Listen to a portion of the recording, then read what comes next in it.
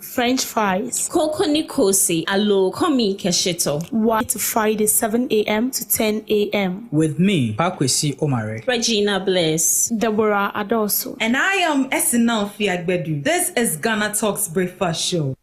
What do you want for breakfast? How do you want your breakfast? English breakfast. French fries. Koko Nikosi, alo komi keshito. Wache. Well, Gobe is the real deal. Join us on Ghana Talks Radio. Let's serve you a buffet of breakfast. From news headlines review, current affairs to social issues. Entertainment, sports, and all the trending stories live on our mobile app and across all socials from Monday to Friday 7 a.m. to 10 a.m. With me, Pakwesi Omare. Regina Bliss. Deborah Adoso. And I am Esinal Fiagbedu. This is Ghana Talks Breakfast Show. This is Ghana Talks Breakfast Show, your morning companion.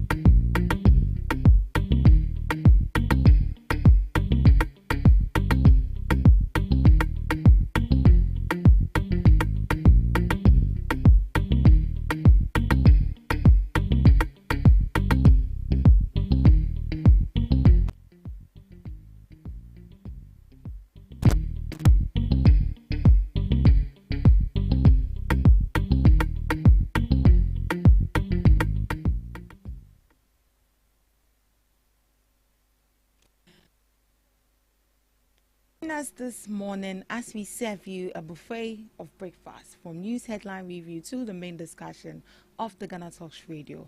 I am your host Ruth Esinam Priagbedu, and this is the news headline review. Here we bring you all the latest headlines making waves in the news, from business to politics, from sports entertainment. We got you covered with the most relevant stories and informed perspectives on issues that matter to you every morning right here on the Ghana Talks Breakfast Show. Sitting with me this morning in the studios is Ms. Deborah Adoso and Ms. Regina Bliss, who will be sharing their perspective on some news headline. Good morning, ladies. Good morning. How are you doing? I'm good. Miss Debbie? The Lord has been merciful. Oh, we bless God. As you are wearing white today, what's the occasion? Occasion? Occasion, dear. Back door. Back door. Okay. Wezo. Akpe kaka. Akpe. Obake. What's that? You are welcome. Right. So yes, before we dive into our major items for this morning, yesterday the Akotia by-election took place. We heard of the results.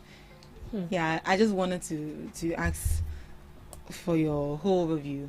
Well, what do you make of the election? How was it? Did it meet your expectation? Was it really what you were expecting in terms of security, how they mobilize, and the person that won as well? Okay, so the security yesterday was very intact, and I was actually thinking that there will be chaos. That has been so normal anytime you have an election or a by-election. But fortunately enough, people who tried were arrested. And they've arrested some people. And so the chaos that everyone was expecting, not as if we were expecting something bad to happen. Or you were expecting something more than the Ablekuma What North. happened in Ablekuma North, Right. because of the backlash from both opposite angles, from the MPP and then the NDC. But looking at what happened yesterday, the security was very tight. People tried to were arrested by the police. The only thing that we saw was a tantrum from both sides, where a whole honorable was insulting someone that, the mother. Wow. And in a case where someone is still alive, but then you are threatening the person that there will be a by-election in his constituency. So that was the only thing we saw. And aside that, I would say that yesterday's election for me was peaceful, and I wasn't really surprised with the outcome of the result, because yesterday we said that what's the name? Akotia is a swing constituency. It's not a stronghold for the MPP, it's not a stronghold for the NDC. Everyone comes and goes. And so yesterday I wasn't surprised whether MPP comes or NDC comes into power. I will still not be surprised. But with the NDC man that won yesterday, well, it's a bonus, it's a plus to him. MPP could have also won because when you look at the margin, it wasn't that much. Yes, it wasn't that much. So it's I'm not say a farmer, no. But trust me, yesterday was quiet, peaceful. Everything went well, except for people who place their what's the name? Their position online that they are going to resign, and so mark my words, and so we are marking his words, and I'm actually sitting down to see if only he will resign. Regina sent me something this morning. Oh yes, he came to apologize yesterday. No, apology not accepted. Well, Tanko Computer. He said they won't accept it. He said they are not going to accept it, or else they're going to take politicians. Oh yes, for granted. On serious. That is true. So he will have to. He has to resign. Then another by-election will go on at Draben. You people. And I've seen. Let's forgive him. No, don't say that. This has become so common with politicians. You and I know that. SNM, don't say that. We know our politicians. We know how they can brag. And you think they, you can't say, and if one is so better, that's just in Nigeria. So in his mind, he was thinking the MPP would definitely win. But it was based on the kind of like engagement they had, and he actually said that. Yeah, he said but that. You don't trust delegates. You don't trust these people. But a lawyer also trusted delegates. Well, that is in he, and then I'll not say. So as you mentioned, this is a game. This is not a game. You can't come and tell us that. Oh, it's a game. If MPP wins, you are going to resign. You have to resign so that we will take you serious. So in case a normal citizens does something similar like that, we hold him responsible. I remember before President Mahama came into power, there was this same MP before. They are causing problem for themselves. A communicator for MPP sat on a radio station, and then he mentioned that if Mahama win, he will set himself ablaze. Yeah, I remember. And host beside said he should repeat it. He said it. When Mahama won, what is this? That's the kind of confidence people actually have. No. In what they overconfidence is a trap. It's a death trap for yourself if you don't know. Right. So we need to start holding them accountable for some of these words. So maybe next time if you are given the opportunity to speak, you will know, because the next move you don't know what will happen. So you need to be careful with your utterances. Okay. They are not. He has to resign. Okay, Miss Virginia, how far? Yesterday the Akutia by-election went on. How was it for you? Okay, so personally I would say it was peaceful. As Debbie said, aside some of the politicians involving in one or two scuffle, I think it was peaceful, and the police officers did their best. They were disciplined. They were friendly, not all that friendly, but they mixed flexibility with strictness. So I think aside what the politicians did, it was a great election. But do you think they handled the violence cases well yesterday when some of them came up? Because one man was arrested for taking out posters of, was it NDC or NPP? NDC, and then he was arrested. That specific issue, do you think it was handled well, and even the violence that arose? Yeah, I think it was handled well. That is the best thing they could have done, to arrest and make sure that everything was under control. Yeah, so I think it was best. They handled it well. Yeah, so far so good. Yesterday's election was, I think it was a smooth one for me. It went well. At least we didn't see what happened as the not a rerun election and happening in Akutia, in as much as some of the violence cases and some chaos happened over there. But I think the police did their best to manage those issues so well. And we are hoping that subsequent elections will turn out like that. And that will go a long way for Ghana. Alright, so that takes us to our major news items for this morning. Mama launches KPIs for heads of missions. President John Dramani Mahama on Monday launched the key performance indicators for Ghana's heads of missions. The KPIs, which are the first in Ghana's history, seek to ensure that the heads of mission are sent out with a measurable performance framework to assist the president in achieving his reset vision for Ghana.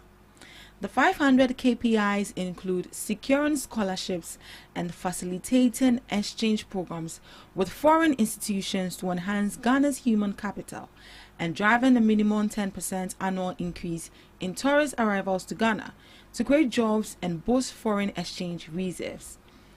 Others are maintaining strict adherence to financial regulations and procurement laws across all missions and strengthening Ghana's security interests by improving intelligence sharing and facilitating collaboration with foreign security agencies. It also includes the inauguration or reactivation permanent Joint Commission for Cooperation with Ghana's key partners and pursuing the strategic transition from rent to infrastructure development to save Ghana millions of dollars in rent cost.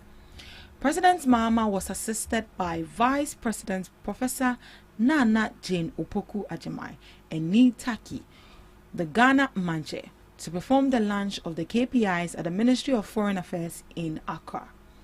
The President, in a keynote address, said Ghana's mission had evolved into parts of economic engagement, facilitating trade, attracting investments, and promoting innovation. He therefore charged the heads of missions to promote investment in Ghana's priority sectors, industrialization, renewable energy, digital services, agro-processing, infrastructure, and tourism.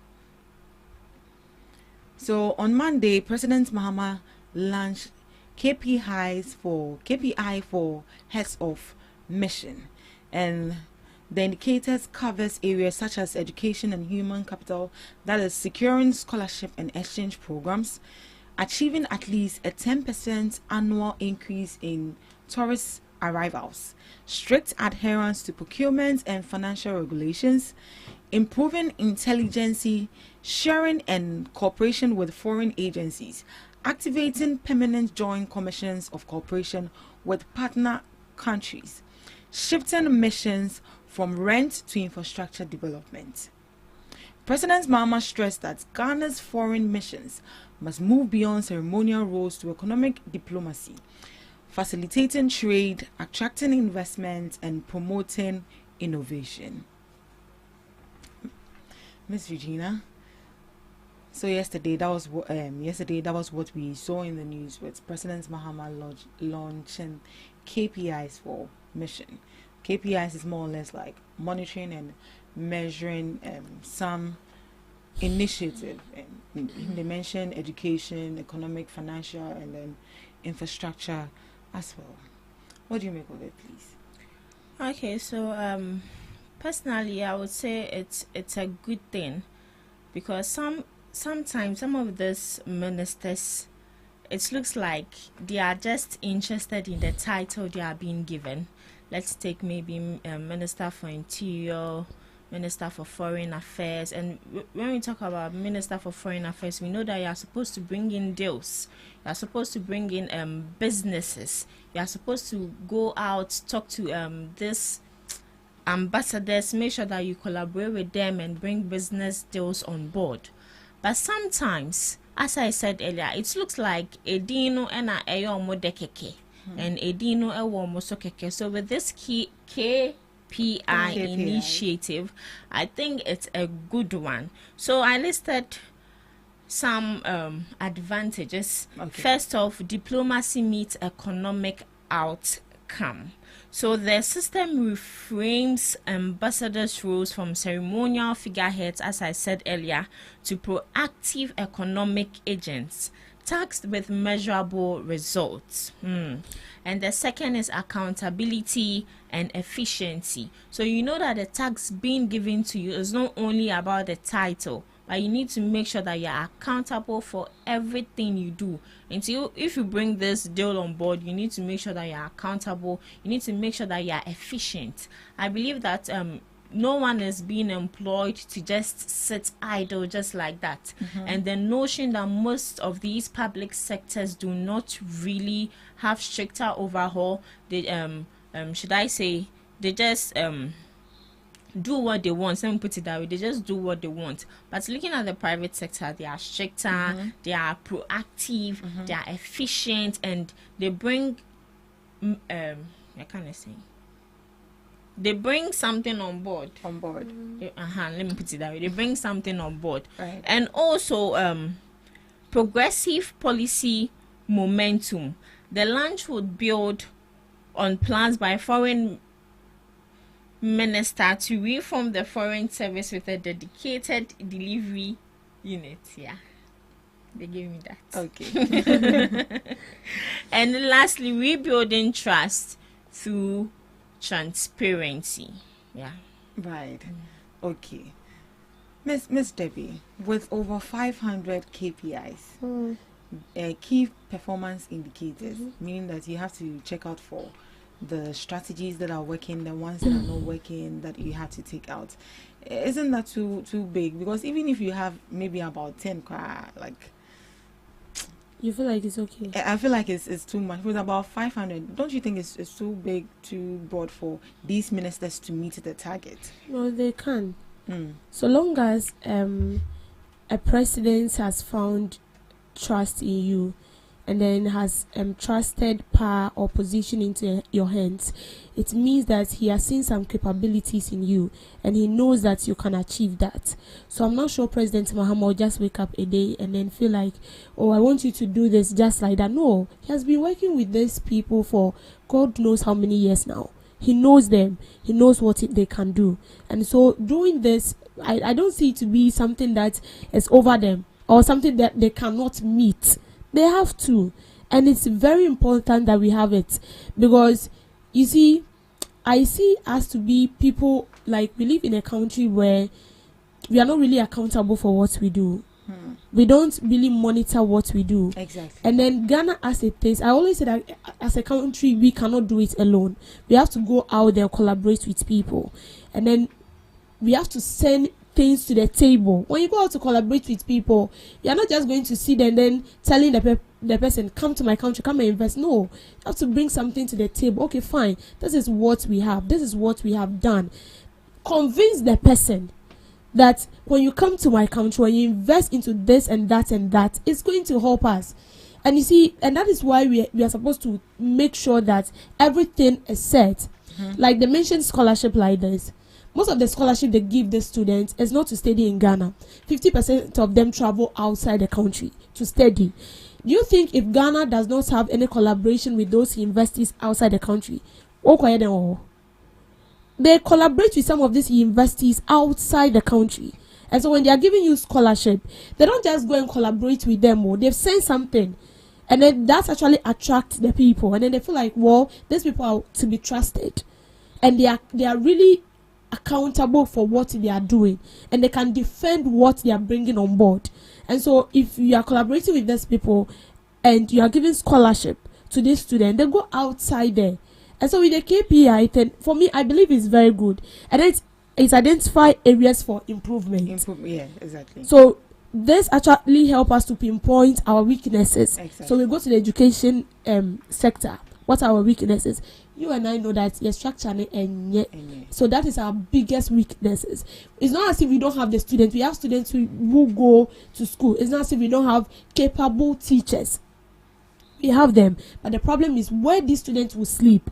I was listening to a video where, some people were allegedly saying that students have converted even toilet facilities to a place where they sleep because, yes, in Ghana, wow, because there is no you can say boarding house maybe on bedana, dormitory, and some has to even go to the dining hall to sleep. And also, so where will you sleep?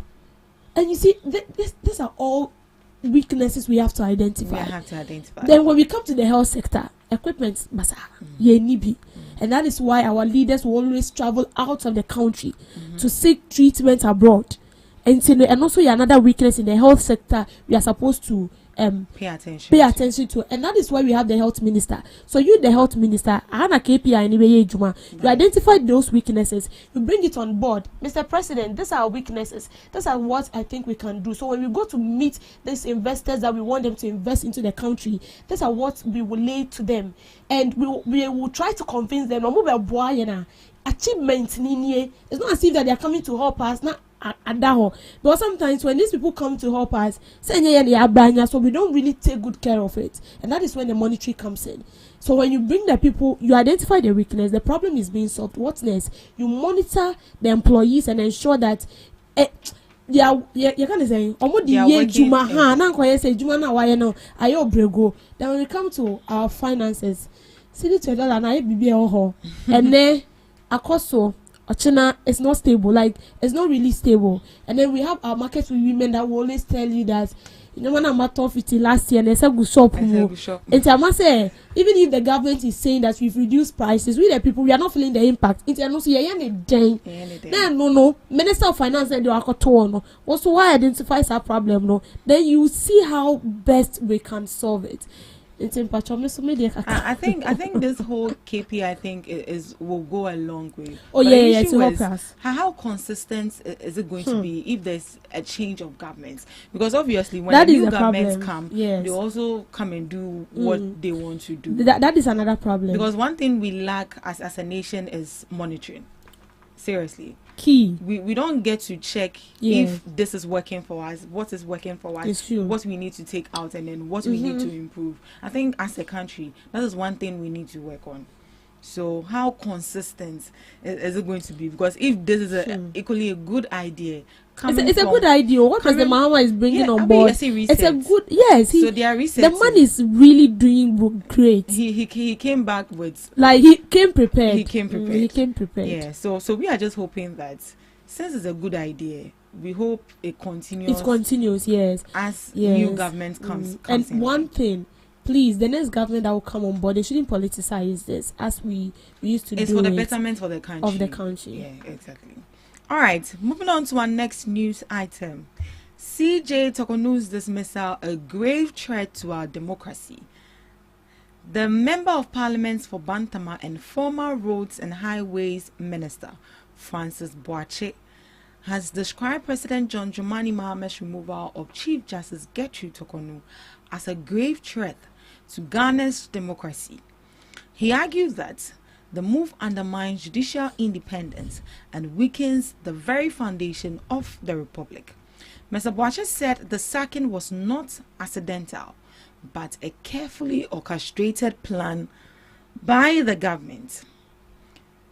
The Bantama MP further warned that removing a Chief Justice on what he called flimsy grounds set a dangerous precedent that could discourage judges from upholding the Constitution. Mr. Boakye concluded by calling on Ghanaians to resist any attempt to weaken the country's democratic institution. He stressed, Ghana has come too far to let the rule of law be hijacked. We must resist every attempt to weaken our institutions. Ghana deserves better, he stressed. And this is coming from Mr. Francis Asenso Boakye, the MP for Bantama and also the former Roads Minister, who has condemned President John Dramani Mahama's removal of Chief Justice Gertrude Tokonu, describing it as a great threat to Ghana's democracy. He mentioned that, according to him, that the dismissal undermines judicial independence. It was coincidental. It wasn't coincidental, but it was a deliberate action that these people have already purposed in their mind that when they come to power, they will jail the woman.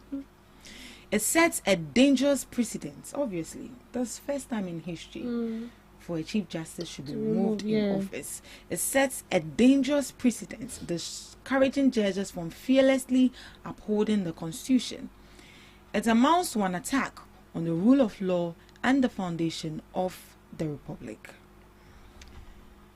Miss Regina, I think this whole process, we've spoken about it, and since it's ongoing, we will still have to talk about it. And I guess you've followed the processes closely as to how this woman was suspended to now that she's been removed. Do you think the president followed the constitution with this matter to remove this woman from office? From what I know, our president followed the necessary procedure. If it's stated in the constitution, President John Dramani followed due process to make sure that everything was in check. And if he didn't follow, it wouldn't take this long to take the Chief Justice out of power, because they made sure that they had to review all evidence provided. They need to make sure that the petitions that were filed, they need to go through. And I think they said 10,000 pages of evidence were brought up. And I know, say 10,000 there. We can't use even a day, we can't use 2 days, we can't use even 1 week to review that. It will take a longer time. When someone, you can say, so be it to so say obedu bone, the person does it quick, because on per se anything, he or she doesn't want anything to cut across or to delay the process. But here's the case. President John Dramani, together with the committee that were taking up this case, sat down, had the time to make sure that everything was reviewed. And I believe that if after the review, she wouldn't be sacked. First off, she was suspended. And with the suspension, it is normal in every organization that when an issue comes up, you need to be investigated. Looking at the Ablekuma North election, the police officer that assaulted a journalist was interdicted. And according to some people, no, it was a lie. But the IGP himself came out to explain into details. Said this police officer has been interdicted. Yajini, you can say, Nataria to ho. He can't indulge in anything that has to do with work. So it is normal. So at the end of the day, if he's supposed to be sacked, he'll be sacked. I don't see why in as much as the Chief Justice is a big position in Ghana, but this is equality before the law. No one is bigger than the law. No one is above the law. That same rule applies to the Chief Justice. She is not above the law. She's not above the law. So if she is at fault, I believe that they need to make sure that they reprimand her. And unfortunately for her and her family, this punishment was a huge one, and it has cost her. It has already costed her. See, sometimes when I see some of these things, I believe that additional okosua or the practice she went through, I would say she didn't really take it serious. Because there are some things that as a Chief Justice you are supposed to know. As a Chief Justice, you know that whatever issue that comes up is supposed to be in camera. It's supposed to be private. But I remember she was the same person coming out to say that they should make it public. Yeah. Chief Justice, I know as a journalist, when I go out, I need to make sure I interact with people. People shouldn't come to interact with me. I'm doing what I learned. So bye to her. But do you see this as a threat to our democracy, as he mentioned? It's not a threat to our democracy. It only becomes a threat to our democracy if after investigations she was not guilty and they made her guilty. Say there's no blemishes on her, but at the end of the day they try to make sure that there's some debt on her. Then they sack her. That is where it becomes a threat to our democracy. But after investigation, she was guilty. And I think the main reason why they are saying it's a threat to democracy is because in the first time of the history of Ghana, this is the first time we are hearing of a Chief Justice being sacked. That is the only thing. And I heard that this would scare other judges not to uphold the Constitution. How? I believe that if you do what you are supposed to do, or if you follow the laws, you don't have any problem. It's just like a normal citizen in Ghana.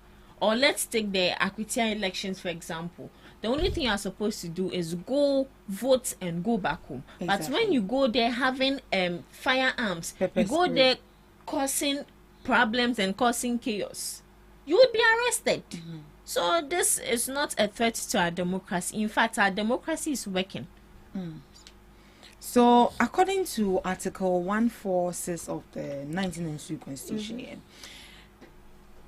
a justice of the Supreme Court or a chairman of the regional tribunal shall not be removed from office except for stated misbehavior or incompetence or on ground of inability to perform the functions of his office arising for infirmity of body or mind.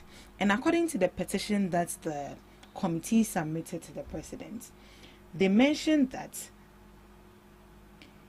in the opinion of the committee, the travel expenses which the Chief Justice heaped on the judicial service when she traveled on holidays in September 2023, first to Tanzania with her husband and second to the United States of America with her daughter, together with the payment of per diem to the spouse and daughter of the Chief Justice, constitutes unlawful expenditure of public funds. It cannot be justified in law or policy. Those acts constitute avoidable and reckless dissipation of public funds, and in the view of the committee, to have been occasioned by the overall head of the judiciary and the judicial service, whose duty it is to guard public resources allocated by the government, is caught within the spectrum of stated misbehavior. And now, Asenso Boache is saying that this woman was literally removed on flimsy ground. Do you see this misconduct as a flimsy? Or this one is not, you don't think is a major behavior that should guarantee her being sacked, or you see it as a minor misbehavior? You don't have anything or like every minor misbehavior is misbehavior. You don't have anything like minor and major. Owobia yowo, right? Owobia yowo, and the boni biansu ya boni. Even the Bible states that if you kill someone, if you insult someone, you say the same thing. Did you see the statement Sophia made yesterday? Former Chief Justice Sophia made yesterday, and she is a part of the Council of State. Yes. Do you think? And she's not happy with the removal of the Chief Justice. And she mentioned that this behavior, it doesn't guarantee her to be removed. It doesn't guarantee her to be removed. But you see, the judiciary, as it is supposed to be an independent body, and our system is in such a way that a president is supposed to appoint a CJ. So if a president appoints a CJ, although you are being appointed by a political official, you are supposed to deal fairly. You are not supposed to be biased. Your institution is not supposed to be influenced by a higher authority or anything. You are supposed to execute your off law as it's supposed to be. There are supposed to be checks and balances. But in a case where it looks as if one hand is bigger on you than the other, and that is where all this problem comes in. So the president has been petitioned for her removal. Why was the president petitioned? And let's take this. A president can appoint a CJ, but it is not stated anywhere in the constitution that you can remove a CJ. A president, you're not supposed to remove a CJ. It is only when you are being petitioned. So let's look at this. President Mahama has followed all the processes. He was petitioned. After your petition, you then refer the petition to a committee. He did that. The committee is supposed to review whatever petition has been brought to them. They did it. And they are supposed to bring the results back to you. They did that. And even that, as to whether you, the president, you like it or not, as long as you have set at that committee and they've presented their results, you need to act on it. You need to act on it. And so we don't know what it entails, and we don't know what led to that. We don't know what the document they've handed it over to the president. Have you seen it? We've not seen it. What we know is that it contains some irregularities or something that the CJ is not supposed to do that she has done. The details within this we don't know, but whatever action the president has taken is as a result of what he has saying on that paper. And so to the CJ, if you sit at your comfort zone and then you tell me that her removal was orchestrated, how can you say such a thing? How is this orchestrated? Something triggered something. Something triggered something. It wasn't orchestrated. You stated that she traveled out of the country. Out of the country with her husband. At the expense of whose money? The judiciary. So it was termed as reckless spending and inappropriate judiciary funds, if I'm not mistaken. You see, the thing is, as a CJ, no one has the right to tell you not to travel. You're supposed to travel, okay? You're supposed to, enjoy yourself. That is right. But then I feel like you need to as well be very careful, because we will hold you accountable. Even if that expense was not the money you spent was not at the expense of the judiciary, people will still say it was at the expense of the judiciary. But you see, this woman, when she was a CJ, we saw what happened. Yeah. We saw how people were calling on her. We saw how judges were removed. Like, and then you were free or China, and then opposition, but we saw all that. And we saw how people were complaining about her ruling. We saw how people were like, they are some bar. Then I said, it's like she's let me put it that way, she's politicizing because she was appointed by a political party. Right. It's not supposed to be so. Okay. So that takes us to our last story. Okay. Which is Larry Dugbe, who is the managing editor of the Herald, has pushed back against claims that President John Dramani Mahama engineered the removal of Chief Justice Gertrude Torkornoo. He insisted the removal followed constitutional procedure, not political scheme. He argues that the political spin surrounding the issue originated from the NPP and not the government. Mr. Dugbe pointed out that the petition leading to Torkornoo's removal was filed by businessman Daniel Ofori, who had earlier accused her of bias in his legal battles. According to him, judges themselves confirmed Ofori's claims, ruling that Torkornoo could not preside over his cases. He questioned why Ofori, who is neither NDC nor politically affiliated, is now being branded as part of an NDC plot. Mr. Dugbe cited NPP's demonstrations, lawsuits, and press conferences as evidence that they, not Mahama, politicized this whole matter of the removal of the Chief Justice. Do you agree with them? Because we went on these people actually went on demonstration, and they actually made it look as if this whole issue had been politicized. Because by obviously they are President Mahama. So because obviously they are in the NPP, NDC is the one removing them. So he's saying that this whole politicization, it was the NPP that brought it up. Well, what is paining me is that these people are trying to behave as if they don't know what happened during their term when this woman was a CJ. They know what happened. Why do you want to shift blames? And that is one problem with the NPP. Why would you shift blame? That President Mahama, he did what? Okay, why would he do that at the first place? Do you think he can just stand up and then No. President Mahama, as I know, is not that rude. To just wake up one day and then tell you, get out of office. Oh, you have a personal relationship with him? I don't have a personal relationship with him, but we've seen. Don't make it look as if I'm trying to say something, but no, we've seen this man. We've seen how he relates with people. They said he's a smiling mafia. Don't forget. He's a smiling. He smiles a lot, but aside smiling, you get it. He's a mafia. So he can smile with you, but yes, but at least that is back door. It's not people who do it for you to see. Say, you get it. It's not like that. So why will you say that it is the orchestration of President Mahama politicizing this whole issue?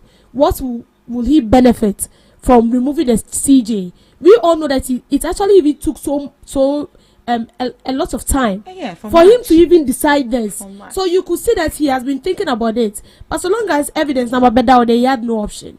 So you cannot just sit down and say that he politicizes for what reason. Miss Regina, we both of us went for the demonstration. We went to capture what was on ground. Would you say that this whole politicization of the removal of the Chief Justice started from the NPP? Because we saw Asafo also go to court to go and appeal. Was it appeal?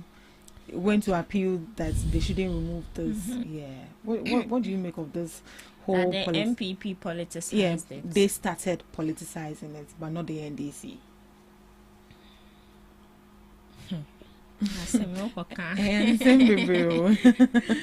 Okay, see, they say you can't sample, but for number actions speak louder than words. Yes, and yes, I say obidi boni na unfansheni ono ankasa na ebe pia ba be kasasa na wa yesi na mise almost my yesi na they would explain a lot that should tell you that that person is guilty. So with what you are asking me as the host, yes, and me as the panelist, I'll say it's true. It's true. So I'm not the one saying the host said, they said. But honestly, I would say they've politicized it.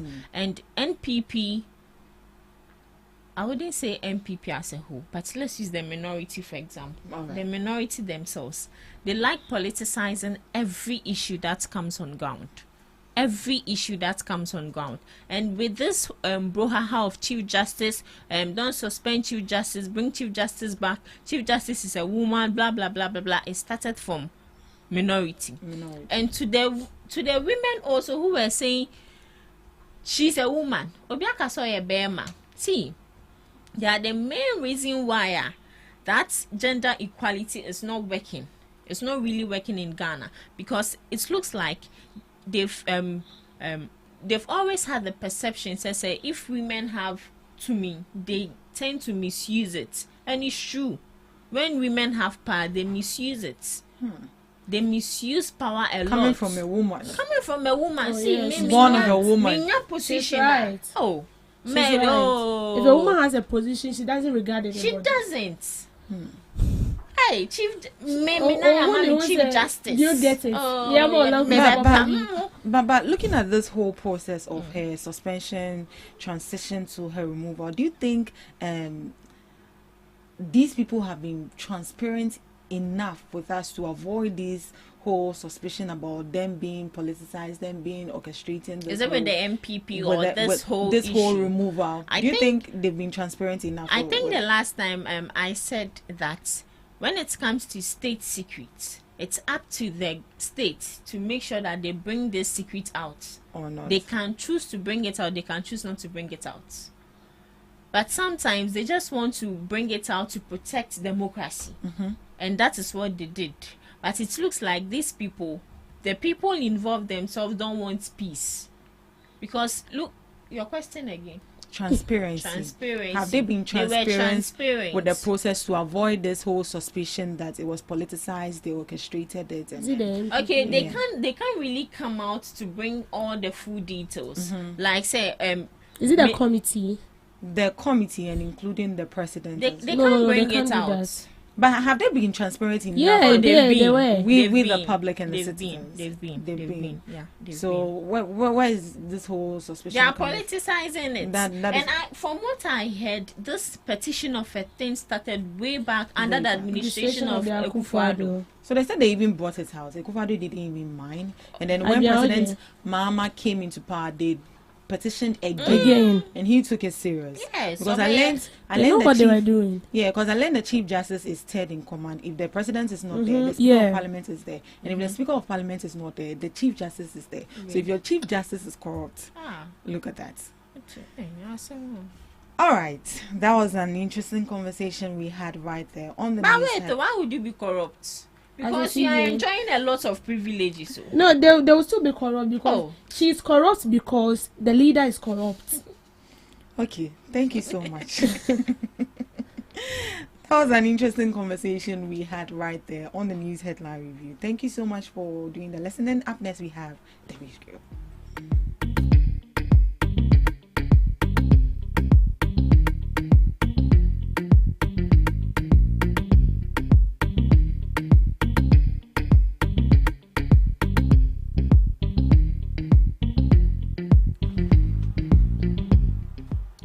Welcome to Debbie's Grill, where we talk about issues that concern the state, void of politics, fear, or favor. Governance expert and public financial management specialist Dr. Eric Oduro Osei has urged Ghanaians to reject vote buying in all its forms, warning that accepting money in exchange for votes amount to sacrificing one's future and undermining the very essence of democracy. So he stressed that the true purpose of democratic participation is not just about voting, but about electing leaders who can be held to account. He argued that vote buying does not only compromises the integrity of elections, but gives politicians a license to neglect their constituents once in power. So this is coming from governance expert and public financial management specialist Dr. Eric Oduro Osei. He made this claim pertaining to the by-election that went on yesterday at Akwetia. I saw a video where some young ladies were standing idle and they were asked, why would you go and vote? They said they've not been given money, so they are waiting for the hopeful that the aspirants to come and give them money before they will vote. And they made a claim that they've been they are titi or more. It's something that they've been doing, so they are used to it, so they are also waiting. And they've also said that they've not eaten since morning, so they are waiting for the money. If they don't get the money, they are not going to vote. This is the mentality, this is the poor mentality we have, and that is why we see no progress. And that is the main reason why our leaders do not also take us seriously, because they know that they can give us what's the name? They can give us yogurt, and then it ends there. Yesterday I saw them being given yogurt and plantain chips, and they were happy. And the plantain chips are all vote. Instead of you to elect someone who will bring improvement to your constituents, elect someone who have the people at heart, not someone who is coming to embezzle your money, and you still not see anything in your constituency. And I'm not only shifting this to Akwetia alone. It's like everywhere. All citizens of this country, we are all involved. It is only during election time that these members of parliament have this kind of ideas of helping you. Or can't you see that it is only when election is due that they know that they have to construct your road? It is only when election is due that they know that they have to give you money to buy pure water. They have to give you hair dryer. They have to give you money to start business. It is only when election is due that they know they have to do these things. And that is why they will take the money, spend it, and they will still not vote for you. Because you cannot wait till election before you feel like you are supposed to do something that you are supposed to do it when you are in power, but you didn't. And because you feel like you've not done enough, you'll be booted out, so you need to do something. And then we, the citizens that are supposed to reason enough to stand our ground and tell them that we are beyond this 50 cities you are giving us. We are beyond this 100 cities you are giving us. We are rather worsening the case. And these youths, they have no shame in front of camera. And they were bold enough to make it known that a piscano, ya what they are teaching, and yan or my is can vote in this yes, vote. And that is why when they come into power, they don't want to do anything. When you vote for them and elect them as a representative, they don't want to do anything. What do you expect them to do? You've already taken the money. And so when they come, they try every possible means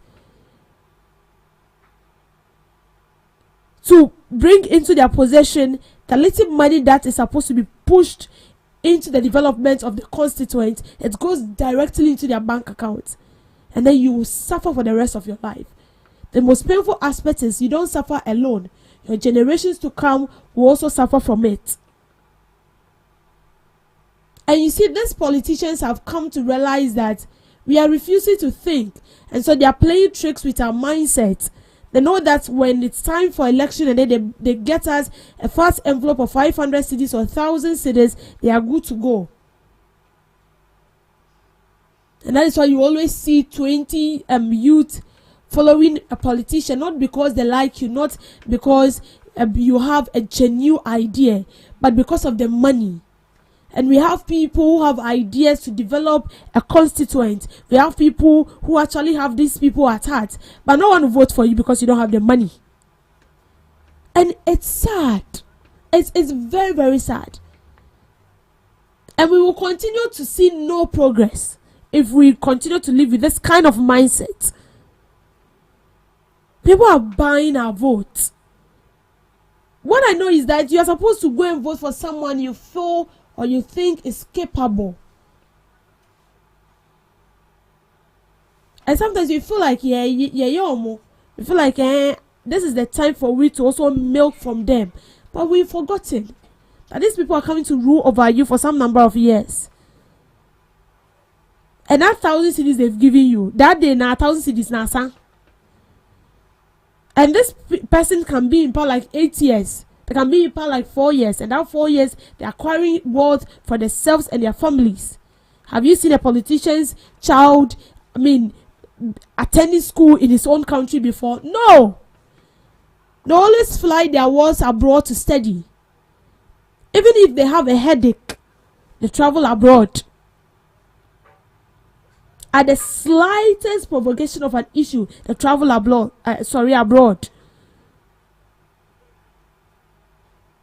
And then you end up selling your vote for 100 cedis, selling your vote for plantain chips, selling your vote for yogurt.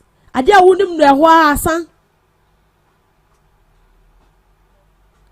of us to strive for something better for ourselves, strive for development, strive for that road to be constructed in your constituent, strive for that school to be built, because your children will benefit. What we want is the money. Money. And that is why we see nothing. And that is why these politicians, they take us for granted. Because they've studied us and they know that progress and developments, we don't want it. The only thing we want is the money. So if that is the case, 3 months or 2 days to election, then I'll start moving from house to house, helping people to wash, helping people to pound fufu, helping people to cook banku, and then I'll be giving you money. And you will still vote for me. This is our problem. So when are we going to realize that this is doing us vote buying, it's doing us more harm than good? So when are we going to realize this? Trust me, God is not going to descend from heaven and tell you that what you are doing is not going to help you. That is why He gave us the wisdom to think, to reason, and realize that no, this money you are taking will finish today, but the person coming on board is the one that is actually going to put things right, whether you it's going to benefit you or not. He is going to take that decision on your behalf. So if you take in that money, and you're waiting to vote for someone who is, senseless, how is that person going to bring development in your constituent? And you'll be the same person shouting on your street. But for the 100 cedis neighbor will bet you. If we feel this is going to help us, then we should continue. But let's not forget,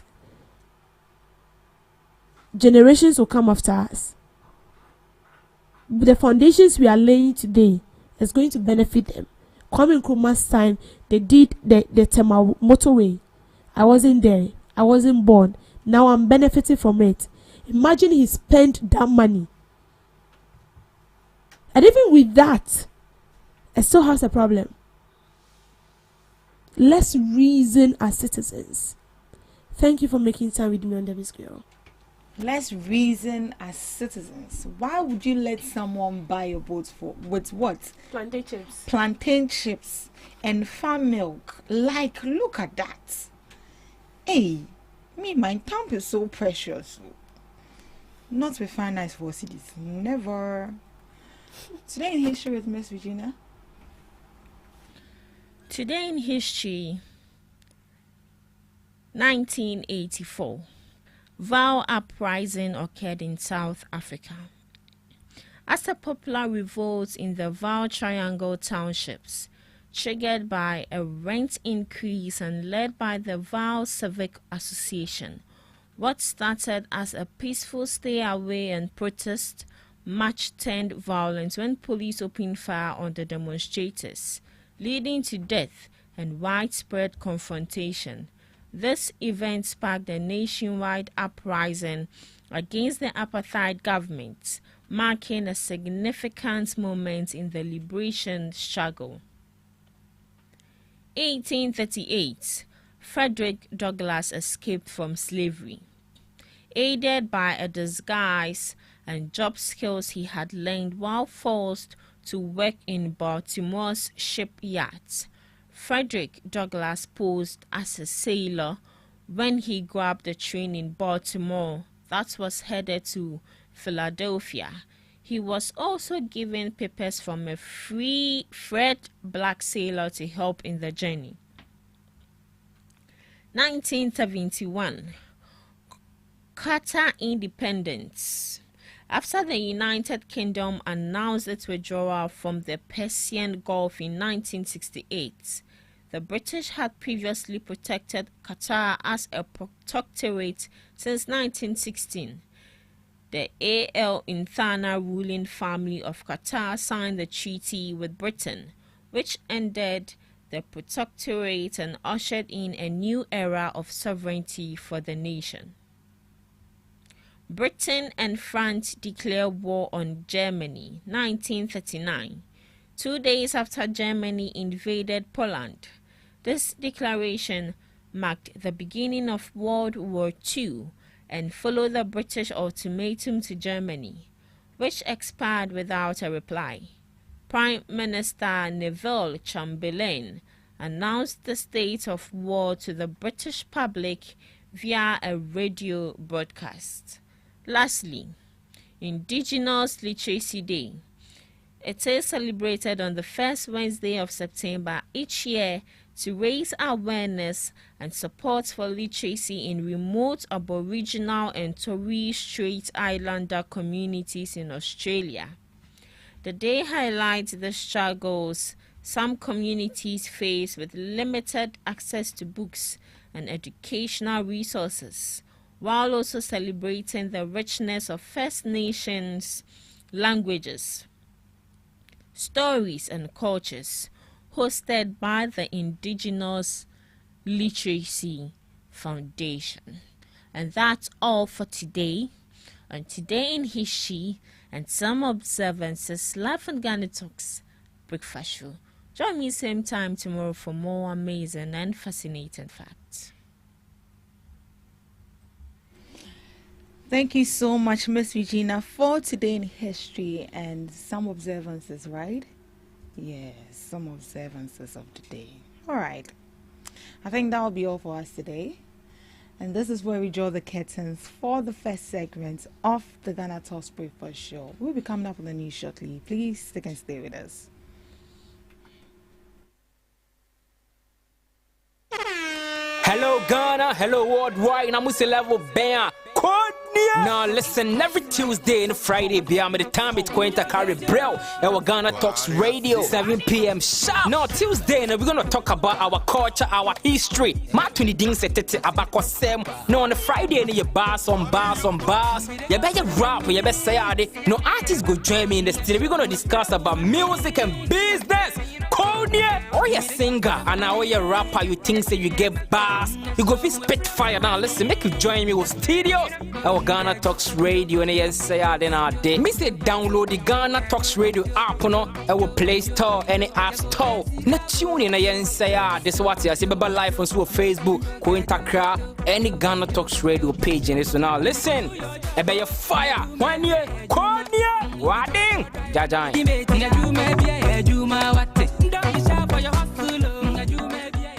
What do you want for breakfast? How do you want your breakfast? English breakfast, French fries. Koko Nikosi, alo komi kesheto. Wache. Well, Gobe is the real deal. Join us on Ghana Talks Radio. Let's serve you a buffet of breakfast. From news headlines review, current affairs to social issues. Entertainment, sports, and all the trending stories live on our mobile app and across all socials from Monday to Friday, 7 a.m. to 10 a.m. With me, Pakwesi Omare. Regina Bliss. Deborah Adoso. And I am Esinal Fiagbedu. This is Ghana Talks Breakfast Show. Are you ready to amplify your business or brand's reach and make a meaningful impact in Ghana and beyond? Partner with Ghana Talks Radio today to connect with a diverse audience across Ghana and beyond. Elevate your brand through on-air promotions and social media. Boost your brand during prime time. With Ghana Talks Radio, you can extend your reach across digital platforms. Ghana Talks Radio is not just a station, it is a community hub where your brand becomes part of the conversation. Join us in fostering connections, celebrating culture, and making a lasting impression. For customized sponsorship packages and enquiries, email contact@GhanaTalksRadio.com or call +233 202 544614. Ghana Talks Radio, giving the youth a voice. We bring you local news, business news, international, sports, and entertainment news. Right here on GTR.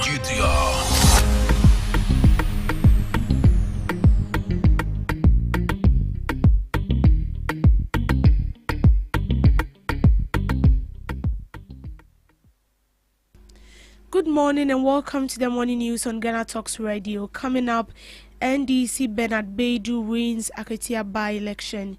In related news, Deputy Director of Election for NDC Rashid Tanko demands the resignation of Member of Parliament for New Joaben. Konfanoche Teaching Hospital to receive first ever catheterization lab in 70 years. These and many more coming up shortly. Do stay with us.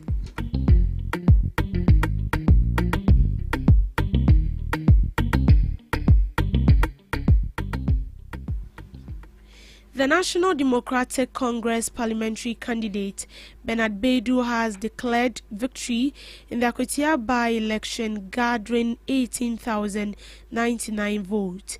His closest contender, Solomon Kwame Asiedu of the MPP, secured 15,235, whilst Owusu Patrick of the Liberal Party with 82 votes. However, a total of 33,819 voters with 303 ballot papers rejected. The NDC's victory marks a significant win for the party in a constituency considered a swing seat. Baidu expressed gratitude to the people of Akotia for the clear mandate, pledging to represent and serve them diligently. He also emphasized his commitment to developing a lawful mining in the area. This is how far the good Lord has brought us. You have said it all. The confidence has always been there. It is not just mere confidence out of nothing. It was born out of the good work we have done. After engaging the people, we read their reaction towards the message we gave them, and we saw that it had really imbibed. They gave us a hope, some hope of a sort, which hope has resulted to what we see today. I mean, we've always been very confident. I told you, I don't know whether I told you guys that we've been in this game for a while. If you are in it and you are losing, you will know, except maybe if you don't want to be honest yourself. I told you what we were working out at that moment I spoke to you was with regards to the gap. But as for the win, what are we witnessing? We've won. For me, I've always said that, you see, when you are going to such contests, there are a lot of things you will hear. But I don't focus on tangentials. The focus is on the main ball. My focus is to have my message delivered, the people accept it, and then they take it up and work to make sure victory is delivered. Indeed, you see, some of these comments, if you are not careful, you'll be swayed by them, and then you go outside the main target, and then be dealing with, well, let me put it this way, unnecessary stuff. Because you see, I shouldn't have been in the race as in what? I mean, that I was disqualified, or it was an illegality on my part, or what. And so we've gone past that stage. Elections were held. We have the results. What do you plan to do on the first day when you assume office, and what will be on top of your agenda? Sorry? What do you plan to do? What will be your priority? Yes. Development. We've always said that. You see, Akwatia's name has always been with regards to mining. You can't take away the mining. Okay, we only have to do it lawfully. That's what we're going to work on. Where we are now is a GCD property. Hitherto, just before Dramani Mahama came to power, the place was in darkness. If you recall, we did the same coalition here, and we had to put on some solar panels and all the lamps and all that. Today, and it wasn't because of the by-elections, it was even done before. Today we have electricity. It is the first step towards getting GCD back on track, which can employ thousands of people. There are other things we are looking at. Essentially, it is about development, and we will make sure we deliver. Yes, we've made that promise. It didn't come from, it came from the president. Of course, it's a central government policy. And we need to remind them and then make sure that they do the needful. I'm grateful. We would have an opportunity to talk more about some of these things. We are grateful for the opportunity the people of Akwatia has given us. It is a clear mandate, and we would not take it for granted. We will make sure we give them the best of representation and serve them well. We are grateful for... Deputy Director of Elections and IT for the NDC, Rashid Tanko, has called on Michael Bafi, Member of Parliament for New Joburg, to resign and apologize on the floor of Parliament for his actions. According to him, Bafi's apology will serve as a public display of true character. This demand is related to Mr. Bafi's willingness to step down should the MPP lose the Akwatia election. The gentleman made a categorical statement. I will resign. Let us go and test their strength in that constituency and see whether that's a strong hold of the MPP. That's why you could stand and say he will resign. He was here with us.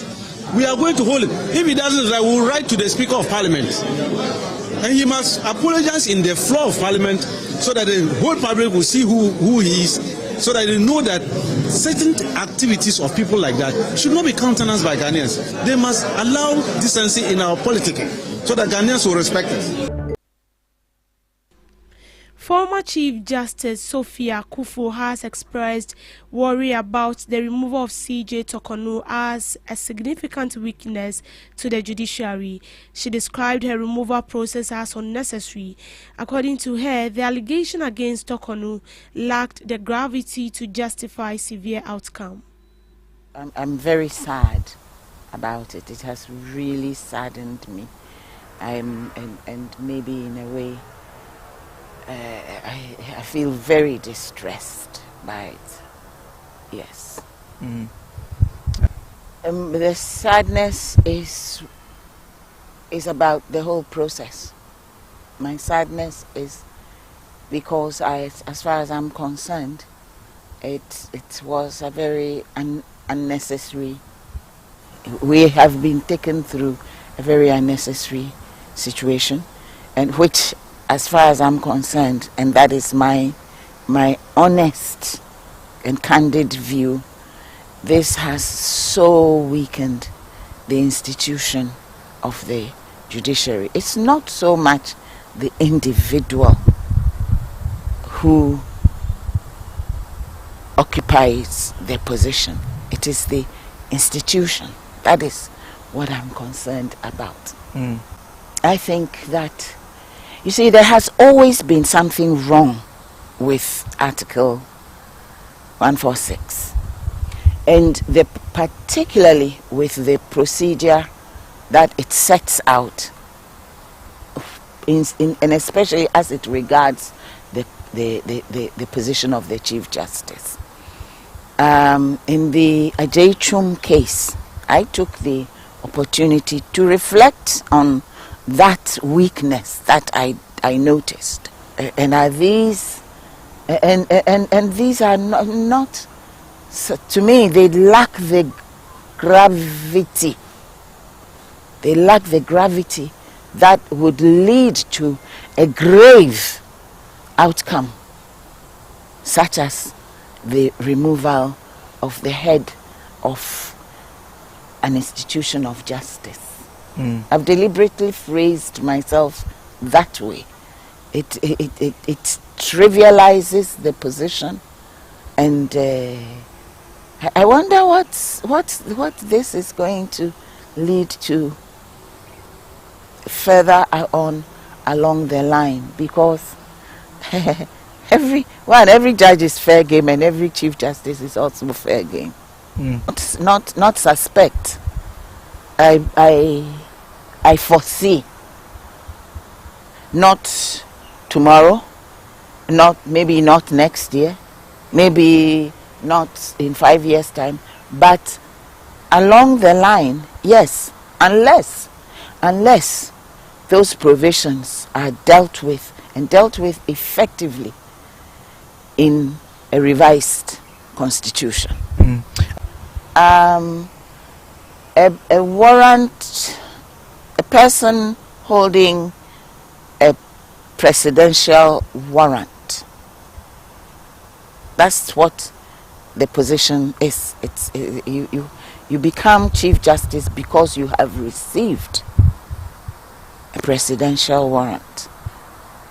You can receive all kinds of letters that you are hereby appointed, but if you don't have that warrant, does that make you Chief Justice? Yeah, okay. So if you're removing the person from the position, is it a subordinate who signs the letter?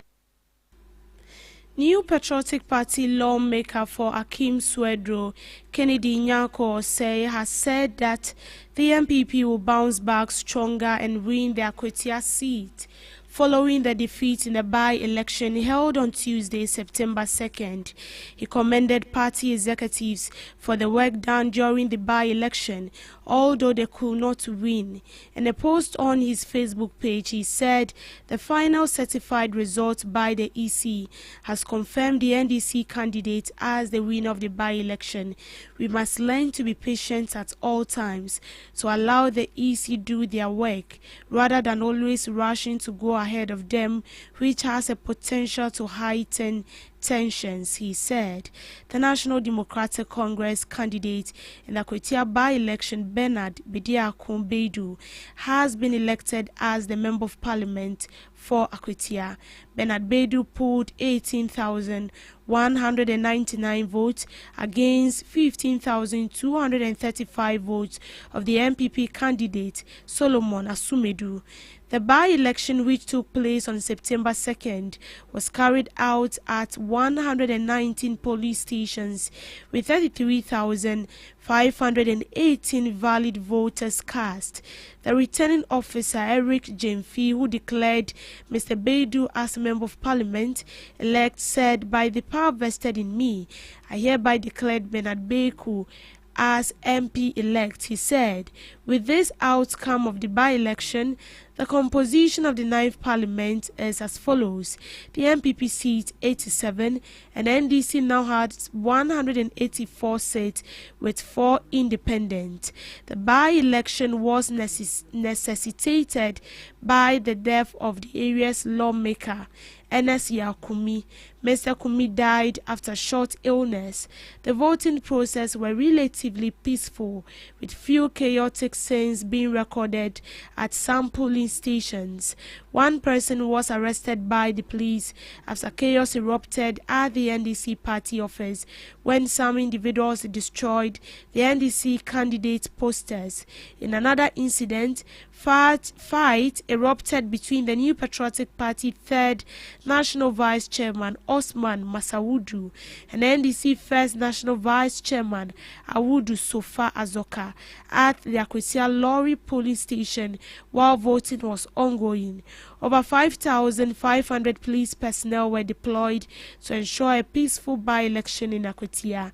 The Inspector General of Police, COP Christian Tete Yohonu, toured some voting centers on Tuesday and assured Ghanaians that the Akwatia by-election will end peacefully without any disruptions. The Komfo-Anokye Teaching Hospital is set to establish a catheterization laboratory for the first time in its 70-year history within the next 2 to 4 months. The facility, one of Ghana's major referral hospitals, 12 out of 16 regions, has operated within CAF Lab since its inception, despite its central role in healthcare delivery. Public concern over this gap intensified following the death of Dr. Kwame Edu-Ofori, an emergency physician and former staff member of Komfo-Anokye Teaching Hospital who died of a heart attack on July 6th. His passing drew attention to the absence of the life-saving facility, which is critical for diagnosing and treating blocked coronary arteries.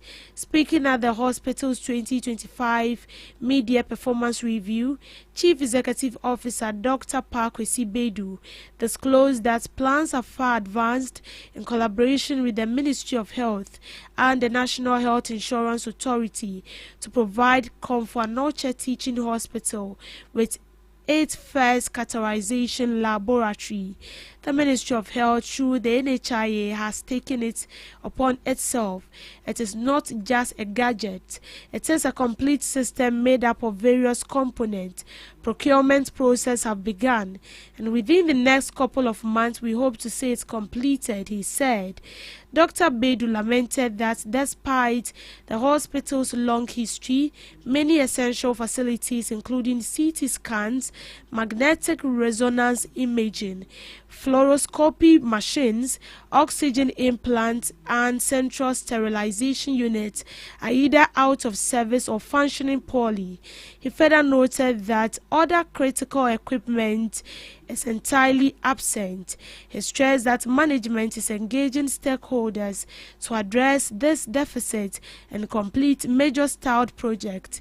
He also revealed that Komfo-Anokye Teaching Hospital intends to adopt a public-private partnership model to bridge funding gaps. We want to embark on a PP arrangement where individuals and companies with resources can invest through proper legal frameworks.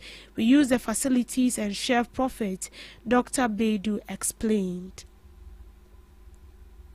In business, the Ghana National Chamber of Commerce and Industry, GNCCI, has called on the government to step up efforts to stabilize the exchange rate to enhance the standard of living and sustain economic growth. According to the chamber, a balanced approach is required to ensure a win-win situation for importers, exporters, and government revenue. Speaking at the ZZEC Ghana Business Corporation seminar in Accra, the National Treasurer of GNCCI, Michael Kaiser, stressed that exchange rate stability is crucial for business expansion and investor confidence. The president once indicated that the target was to peg the exchange rate between 10 to 12 cedis to the dollar. I will be concerned if it escalates beyond that, he said. I want to believe the government is monitoring the situation and will act to prevent a return to the high levels we experienced in the past. There should be a win-win situation for importers, exporters, and government taxation. At the moment, the government is not generating much revenue tax from the port, but striking a balance is necessary, and I am confident steps are being taken in that direction, he said. The Ghana National Chamber of Commerce and Industry has also called on the government to step up effort to stabilize the exchange rate to enhance the standard of living and sustain economic growth. According to the chamber, a balanced approach is required to ensure a win-win situation for importers, exporters, and government revenue. Government has appointed the current Deputy Chief Executive of the Minerals Commission, Isaac Andrew Tando, as acting Chief Executive of the institution. Mr. Tando takes over from Martin Kwekweisi, who has been reassigned to the Ministry of Lands and Natural Resources. His appointment was made on August 26th, and Mr. Tando is expected to formally assume office on August 15th. Until his nomination, Mr. Tando served as Deputy Chief Executive in charge of small-scale and industrial minerals. Mr. Isaac Andrew has over 23 years' experience in open-pit mining, project management, operational oversight, and strategic planning. Before joining the Minerals Commission, he was the general manager at Goldfields, where he managed production and development activities. He has also held senior positions at Anglo Gold Ashanti.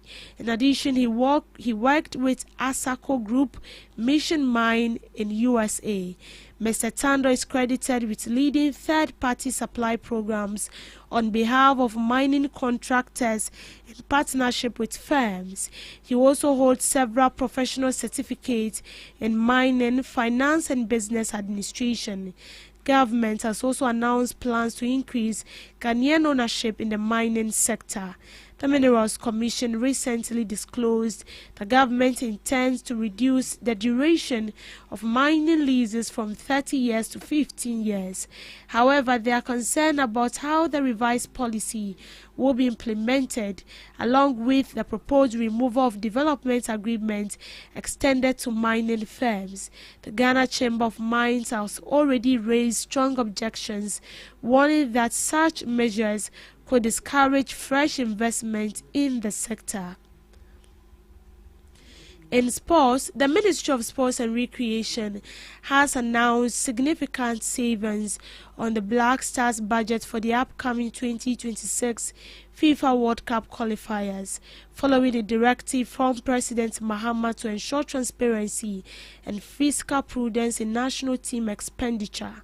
Sports Minister Kofi Adams, addressing the media in Accra, disclosed that the final approved budget for March Day 7th against Chad on September 4, 2025 and March Day 8th against Mali on September 8, 2025 stands at 1,320,490, down from the Ghana Football Association's initial request of 2,053,240. These represent a total savings of 732,750 according to the minister. The budgeting process followed 4 key stages. The GFA provided its budget covering travel, accommodation, and logistics. Each line items were adjusted in line with government fiscal stance before the Office of the President vetted and approved the reviewed budget, since national team funding has no dedicated budget line at the ministry. The presidency granted clearance, enabling the Ministry of Finance to release funds. The Ghana Football Association estimated about 1,239,090 cedis, but government approved 856,890 for the match, saving the taxpayer 382,200. Key funded items included player and official travel 166,000, a chartered flight 300,000, accommodation and meals in both Accra and Chad, and medical expenses at 10,000. The savings came mainly from reducing in price from 60,000 to 20,000, scrapping facility user fees 2,000 and internal transport costs to 5,000. For player bonuses, they will now receive 5,000 per win, with the balance to be paid if Ghana qualifies for the 2026 World Cup. This cut bonus costs from 260,000 to 130,000. Similar reduction were applied to the head coach, 20,000 to 10,000. Assistant coaches received 30,000 to 15,000. Backroom staff, support staff, and management officials received 313,000 in total. For the match day 8th against Mali at the Accra Sports Stadium on Monday, September 8th, the Ghana Football Association estimated 840,150 and 463,600 was approved. Government saved 350,550 from the match alone. Fully funded items included players' accommodation of 32,500 per diem and 27,300 medical expenses, 10,000 as well as all match official packages and travels, adjusting officials' accommodation, meals and per diems, savings to over 3,000, rationalizing transport costs 10,000 to 7,500, restructuring bonuses using the same formula as in March day 7th, reducing players' bonuses from 260,000 to 130,000 alongside significant cuts for coaches, backroom staff and management officials, saving a combined 310,000. Minister Kofi Adams described the exercise as proof of government's commitment to transparency, accountability and fiscal discipline. Across both match windows, we have realized total savings of 732,750. This demonstrates government's resolve to protect taxpayers whilst ensuring that the essentials required for the Black Stars to perform are fully funded, he said. He also promised the Ghana Football Association's cooperation and acknowledged the players' willingness to align their winning bonuses with Ghana's economic realities. The ministry will continue to work with the GFA to further align national team budgeting to the realities of our national economy, the minister added. And that is how we end it for now on the morning news broadcast. I will be back with subsequent news bulletin later in the afternoon. My name is Deborah Dawes, so do have a good morning.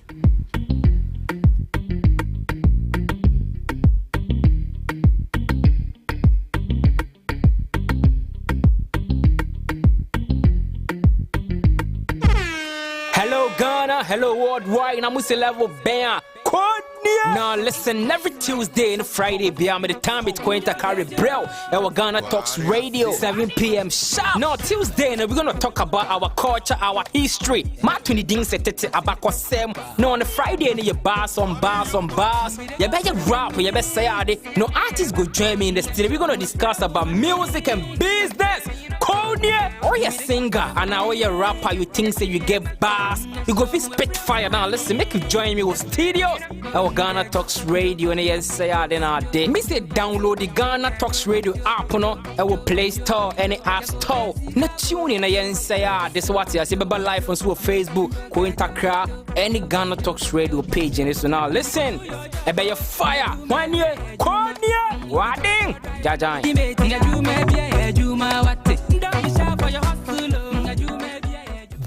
Are you ready to amplify your business or brand's reach and make a meaningful impact in Ghana and beyond? Partner with GhanaTalks Radio today to connect with a diverse audience across Ghana and beyond. Elevate your brand through on-air promotions and social media. Boost your brand during prime time. With GhanaTalks Radio, you can extend your reach across digital platforms. GhanaTalks Radio is not just a station, it's just a community hub where your brand becomes part of the conversation. Join us in fostering connections, celebrating culture, and making a lasting impression. For customized sponsorship packages and enquiries, email contact@GhanaTalksRadio.com or call +233 202 544614. GhanaTalks Radio, giving the youth a voice.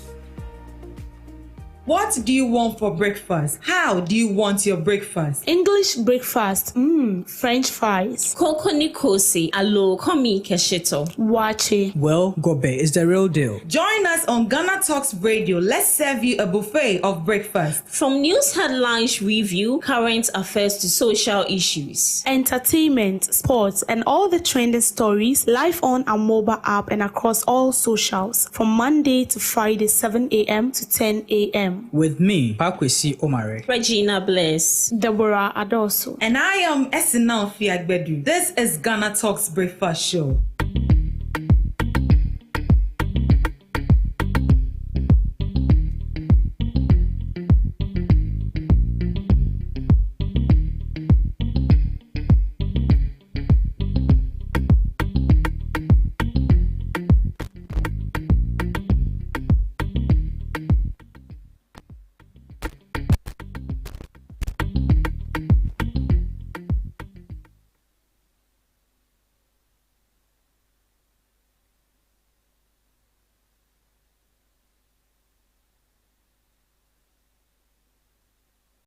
Second segment, we talk about we pick specific topic and we dive into it and share informed perspectives and issues that matter to you every morning right here on the Ghana Talks Breakfast Show. And as usual, we come along with knowledgeable panelists who sit and discuss issues that are relevant to you. And as usual, I am your host, Ruth Esinam Fiagbedu, and I'm sitting in for Omari today as well. Okay, so joining me in the studios this morning, you know, he's been one of our regular guests on the show, but is always full of excitement whenever he's here on the show. In the person of Mr. Abdul. Please, what's your name again? Abdul is the name. Munir.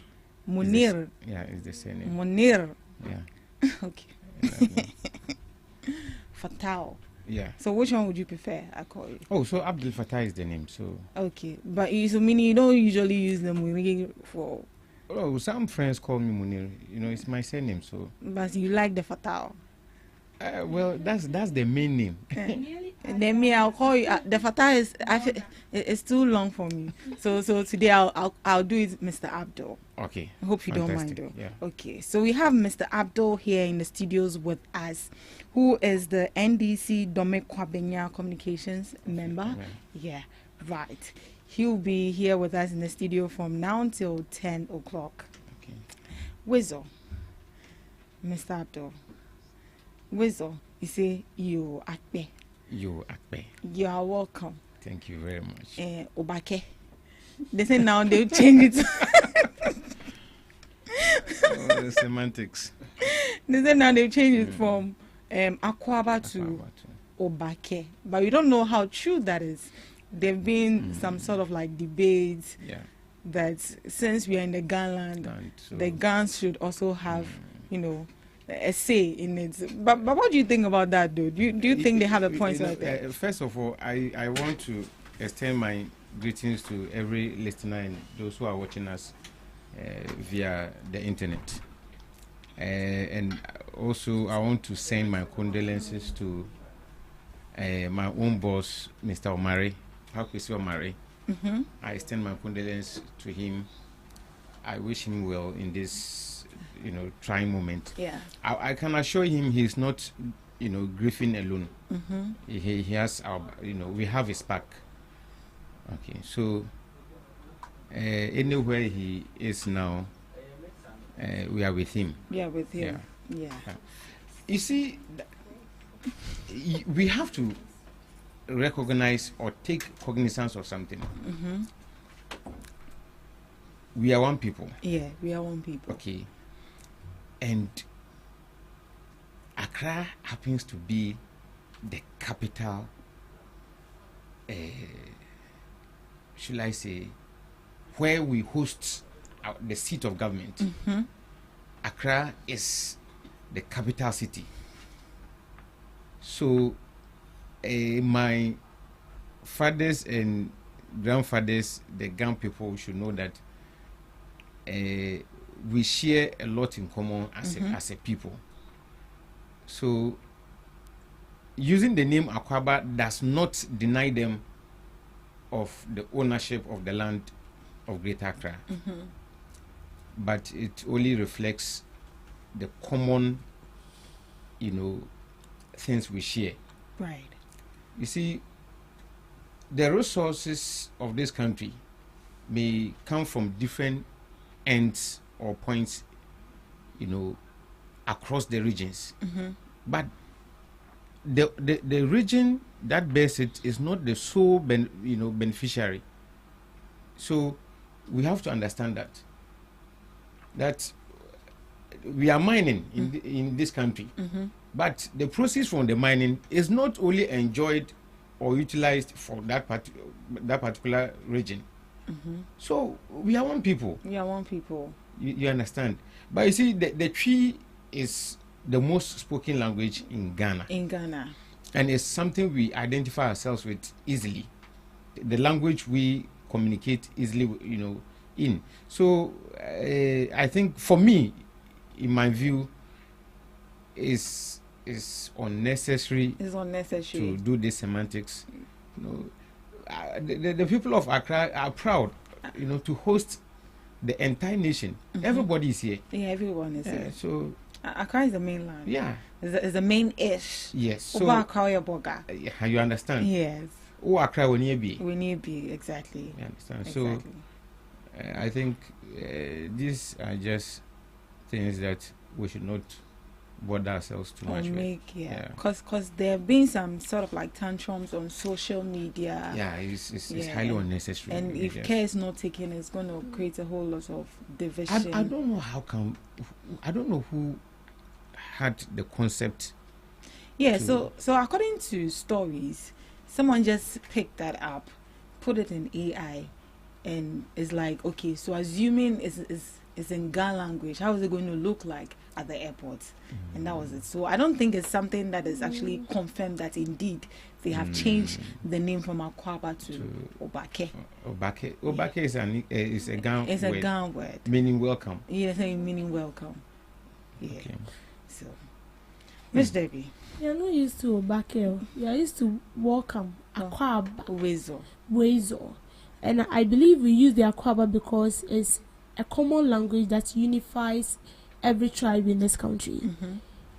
I'm a Voltarian. I speak Ewe. You speak Ewe. He has his dialect to speak. But then what unifies us as one person is a Twi. And that is something I can speak to for you to understand.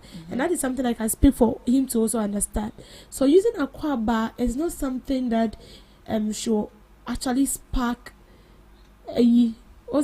spark an issue for us to be talking about. This is not something we should it's not focus. Yeah, it's not a big deal. Or maybe perhaps they felt left out since it's their main. They are hosting the entire nation. Yes. This is the seat of government. You get it? So you think that they shouldn't even be bothered about it? They should not have come up at all. We have a lot of things to think about as a nation.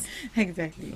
Some of these semantics don't help. Let's just exactly the case. All right, thank you. P is the most the spoken language. Yes. As a matter of fact, I'm one of the proponents of the idea that even the language Twi, the Asante Twi, because of the origin and how populous they are and how common it is, spoken, I think that going forward we have to stop officializing the English language and then make the Asante Twi the official language. Look, do you know one thing? We have done a lot of things ignorantly because we don't understand what we see. You understand? I don't know. The Chinese president, he speaks English. The Russian president speaks English. The Arab, Mohammed bin Salman, the Saudi Arabia, the Prince of Saudi, he speaks English. He was trained in America. But you hardly find him speak English when his counterparts from the English-speaking countries come to their end. He doesn't. That shows the kind of pride they have about, or with their language. And you see, it's a medium of communication. Everything we do as a people is communication. So if I communicate to you in a manner you don't understand, I don't expect you to also give a feedback that makes sense. You understand? So matter, what is matter? Is the so and so that occupies space. But because I'm saying it doesn't mean anything to us. So I think we have to get serious as a country and stop this unnecessary thing. Yes. And it's not even real. It's not even real. It was an AI something someone just brought generated and This AI is actually bringing a lot of stars. Oh yes, it's causing commotion. Yeah, it actually depends on how you use it. Right, it's equally very good. It depends on how you use it. Okay, so I think we'll just dive into our main discussion for this morning, and our first topic has to do with the Akwatia by-election, assessing the Akwatia by-election and other matters.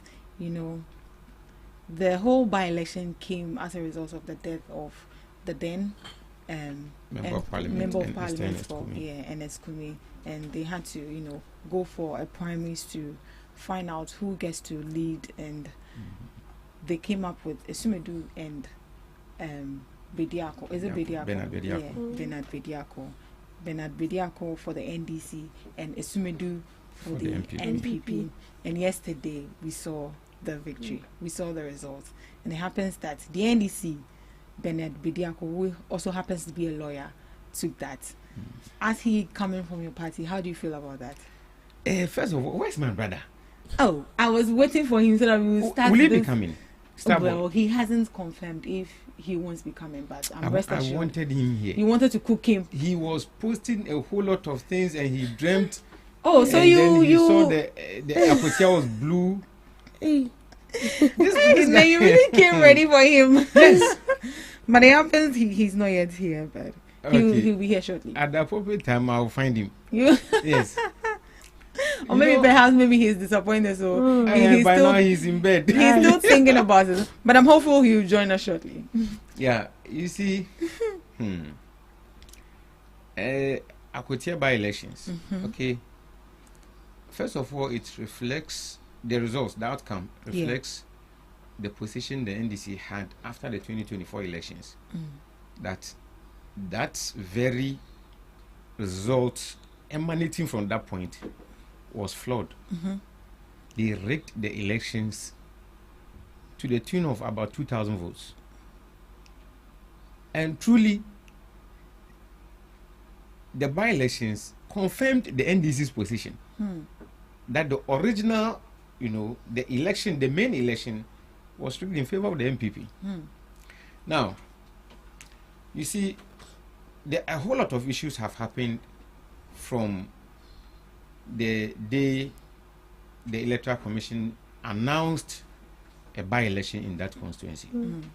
From allegations, from the primaries, the internal primaries of the two main political parties, and some of the things that characterize this process, this electioneering, they were funny. Some you will find a high-profile, man or persons that should speak, to facts. They were just there, I don't know how to describe some of the statements. For instance, how can a whole former vice president claim that the NDC hunted the disease, exactly, MP to his death? This is not political maturity. It is, you hardly find people with less knowledge in politics talking like this. So when these words are coming from a former vice president who should know better, we're in this country. He, the former vice president, led the MPP to contest and protest the elections of 2014. Was it 2014? 2016? No. 2012 elections. 2012 elections. Yes. Okay. For good 8 months. Okay. They took the Electoral Commission, the NDC, to court for good 8 months. In fact, government business came to a standstill. Yeah. And that was democracy. We paid the price for democracy. Is an expensive, venture. But we know the merits and benefits we get from it. So we are signatories to democracy. And nobody died out of frustration. Nobody died because the matter was in court. Then for the vice president who wants to lead the MPP again come out to make that statement, I think I'm advising the MPP. Bawumia in particular is a bad business. Although all the other aspirants, they are baggages that the MPP should, I don't know, I can't help. Can you help them? Nobody can, because that is how they are. So you think all the aspirants that even submitted their nominations are my goodness, are not even fit for the party to stand as president? You see, one thing is that I think that the MPP in 2028 elections should look for a class preferred position for anybody who emerges, from their primaries, because Bawumia, when he was in opposition before they came to government, the rhetorics we heard about Bawumia was that this man is an economic wizard. He knows and understands economics, and that he can do anything at all he wants with economics. But didn't we see him utilize that when he was in power as vice president? My dear, or as the Nigerians will say, my dear. Look, this man took the economy, ran the economy aground, and messed up everything. He didn't even try. Is it that he didn't deliver, or you were not satisfied with what he brought? Do you know one thing? What? When they were having their primaries prior to 2024 elections, the very day they were holding the primaries, Nana Addo was in their party headquarters. Sorry. Now, and he was asked, so what about, they are going to an election, a crucial one for that matter, and the economy. He says, he knows that the economy is bad, they have run the economy down, and that he is very confident that Bawumia will come and repair it. The videos are on YouTube. I think I've seen those videos myself. He was in a car when they were interviewing. So that was the verdict of the president himself. Okay. And mind you, the economic management team conventionally has been headed by the vice president. So if he's making such a statement, does that mean that in his term he's sidelined Bawumia not to bring up policies in terms of economics that is going to help? Because if he's saying that if we should wait, if Bawumia comes, he's going to fix it, does that mean that he wasn't listening to him when he was bringing such policies or maybe strategies on board that is going to help our economy? You know one thing, he's a politician. Right. He wants Bawumia to be elected. As at that moment, he was, but in fact, Bawumia was his favorite. Right. You understand? So he will tell you things, or he will tell the electors things that will get them to vote for Bawumia. In any case, Bawumia did not complain that his policies or his ideas have been sidelined. Mind you, when we saw a temporary, hold in the city, the entire government machinery said that, it's Bawumia, is the work of Bawumia, the economic wizard. And he came out based on that statement to also make further statement to the effect that he has locked the city and given the keys to IGP.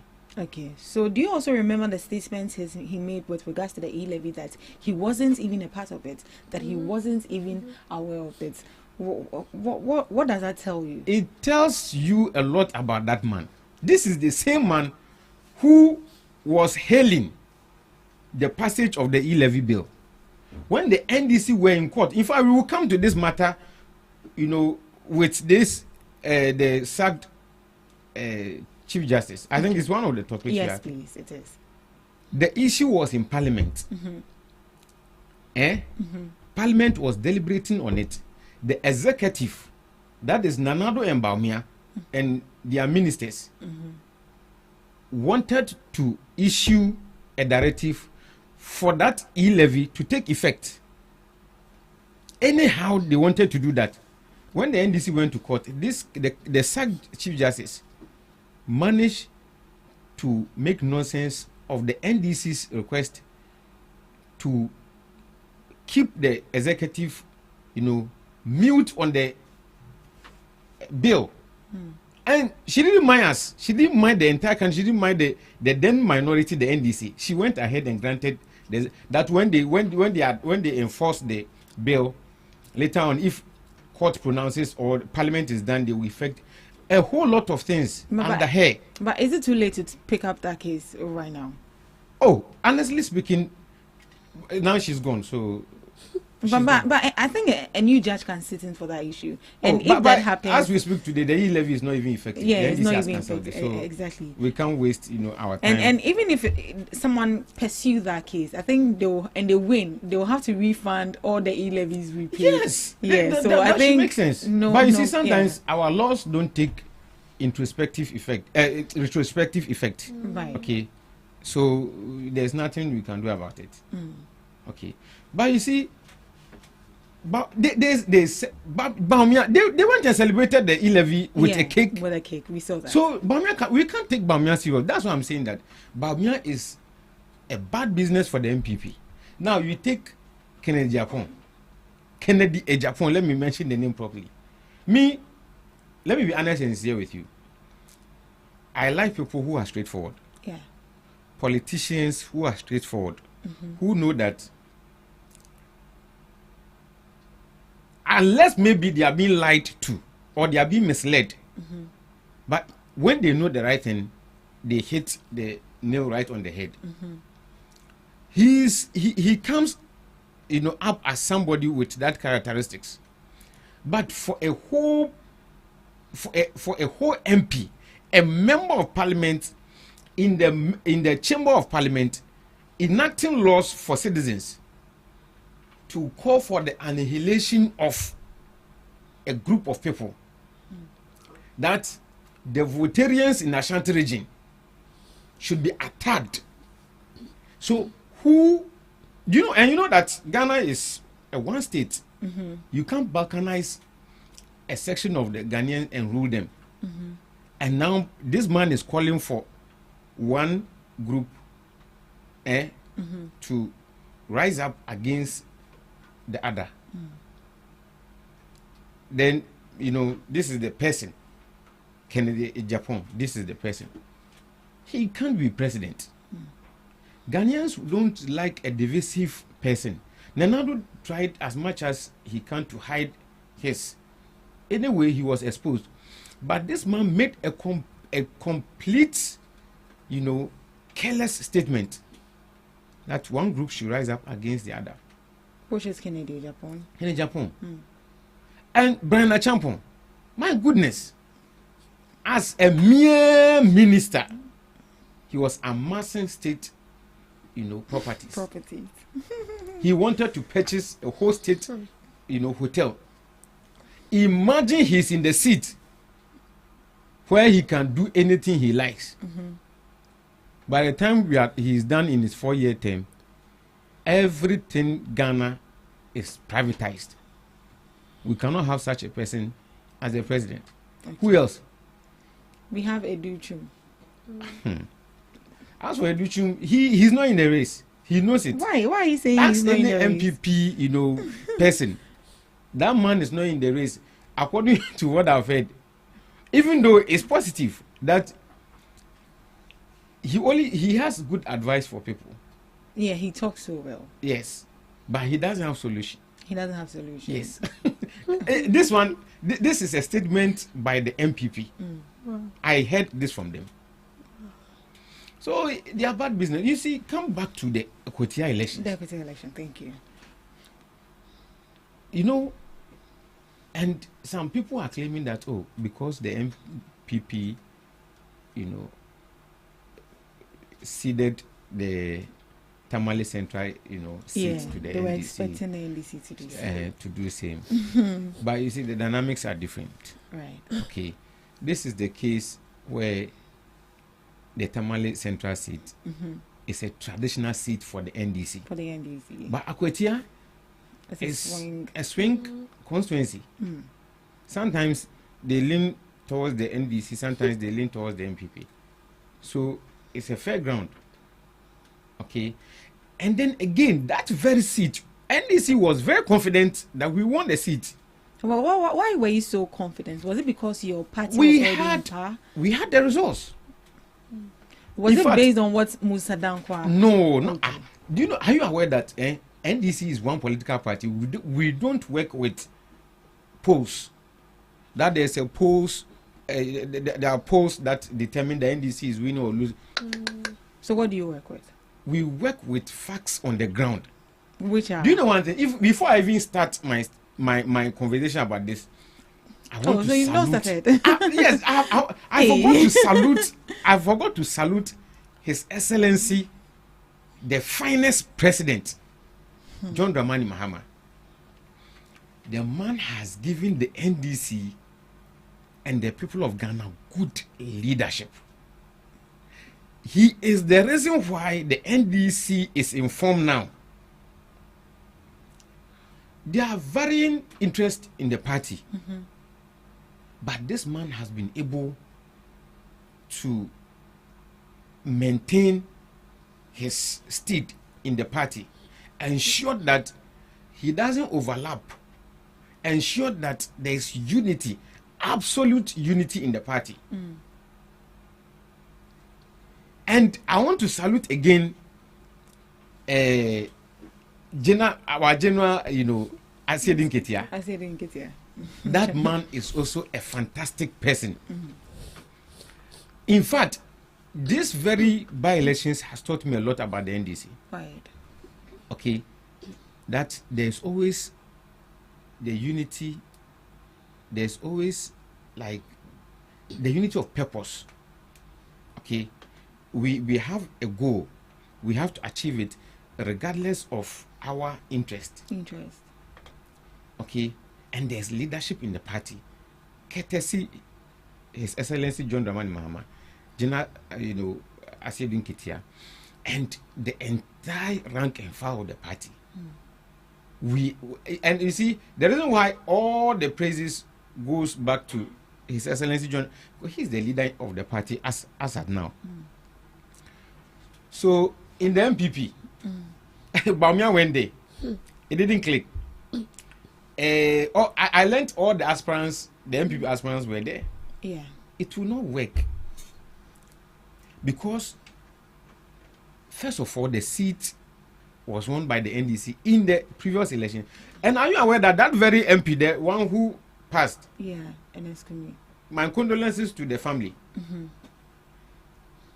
When Parliament, the ninth Parliament was about to be ushered in, there was a paper given to the clerk of Parliament to announce that he should not be in the chamber. And he refused and told the entire Ghanaian, people that yes, he has taken the decision to remain in the chamber. Whatever should happen, he is ready to bear the brunt of his action. And so, after swearing in, everything is done, you have to go to court. Because there was a letter from court, an injunction placed on you, and you refused. So, Bamia saying that is the NDC who have, stressed the man. Yes, the man to death. It doesn't make, it's not a good statement. Okay. So, we went into the elections, we were fully prepared.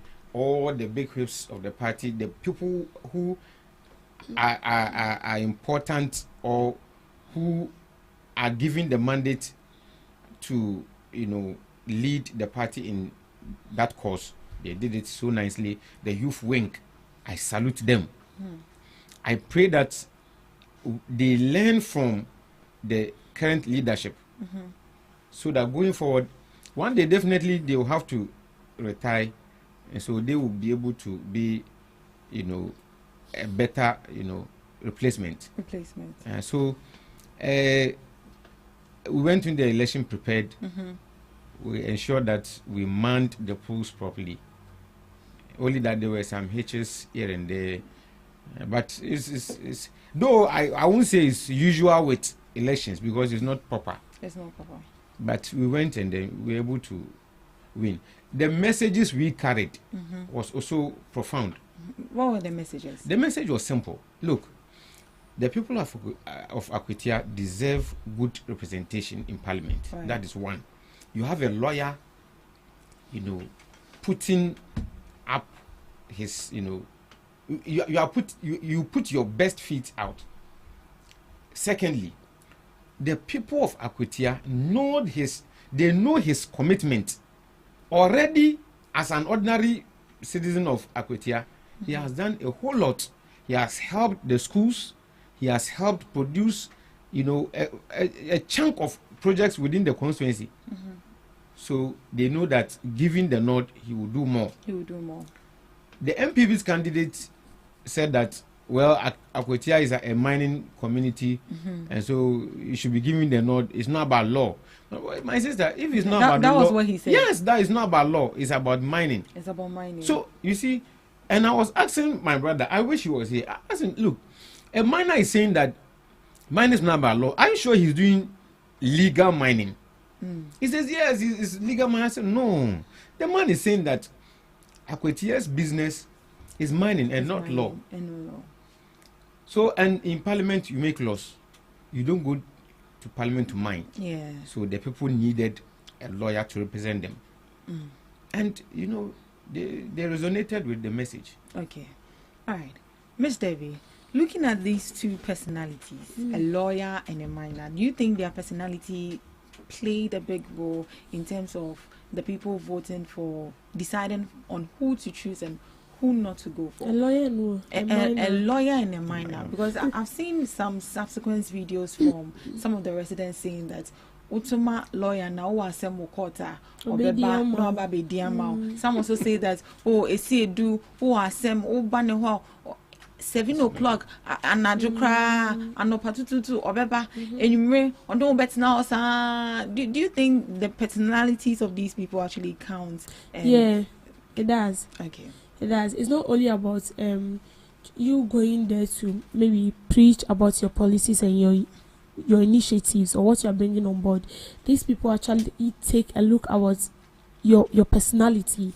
And I've said that Akwetia have experienced both sides. They've experienced the MPP, they've experienced the NDC, so they know what they have done. And as you said, this morning I saw a video where some youth were angry that why didn't they vote for Esumedu? And they were like, I was like, well, that is what he has done to them. So personality really counts. Obi ohono, obeto ma lawyer no, because on him say bia onya assembly now the member of parliament anymore. Fortunate enough, my member of parliament is also a lawmaker, and it makes things very easy for me. That is our mindset too. We don't even think about, even when you go and see him, you're supposed to get a lawyer. Now when you're a lawyer, no sir, you are still supposed to pay the lawyer because the lawyer will work for you. But we just have this mentality that he's a lawyer, definitely he's going to help you, like with some stuff there, he will help you out. But we also have people who have this mentality because you can say me member of parliament or a lawyer, and then they obey them. But trust me, personality plays key role. They know what you've done before. People do not only stand up and vote for you because of maybe your policy. President Mahama, we've tasted him before. He came into power before, and then he has come into power again. And Akufo-Addo, former president, we've tasted him before. He also came into power, and then his next time, people still voted for him because they saw what he did in his first term, and so they go ahead to give him the nod to come back in his second term, so he can continue. Because they felt like in his first term, he did marvelously, and maybe his personality actually push them or draw them to vote for him again. And President Mahama, yes, we've tested him before since 2016. We know what he has done. And so some people look, people can actually look at how you behave and then they feel like Meto Abama. Exactly. Sometimes your picture, hey, mommy, ballot paper, people go there to look at who is more beautiful on the ballot paper. But is that what our politics have actually turned into? Rather than paying attention to the policies the person is bringing on board, rather than looking at just the person's personality. You see, that thing eluded Ghanaians in 2016. Right. People were saying that, oh, well, it's not about the person's looks. Your mama is a fine gentleman. Of course. But you see, Nana too, you know, he's got the zeal, the way he was talking. So boy. Not knowing zero. You see it? So, in fact, we cannot be relying, as a matter of fact, it should always be the person's policy. The person's policy. Okay. Because Charlie, the world is not waiting for Ghana. Exactly. Or Africa. We need to rise up. Unfortunately, those who, you know, and this one, you can't even talk much about the person's, you know, outlook. Yeah, from the personal branding. Yes. You understand? Because that is a deceptive tool. Yes. Very, very deceptive. So I think people should rather pay attention to the policies what the person is bringing on board and not following them. They look at the dress, we say, hey, member of parliament, they're a guy, especially the youth. You know, the youth, I don't know how this Gen Z youth, they don't really care about your policy or whatever. They look at your look, the vehicles you drive, the money you give them, the money you give them to buy pure water, to buy the drinks, they are okay. And so that is the things that drive them, but that is not so. And so as he said, that is why we are lacking in most of our constituencies, because we end up voting for people based on the look and their personality. Their personality. And then the person comes in a Okay, so Mr. Abdul, would you say that incumbency actually influenced this Akutia by-election?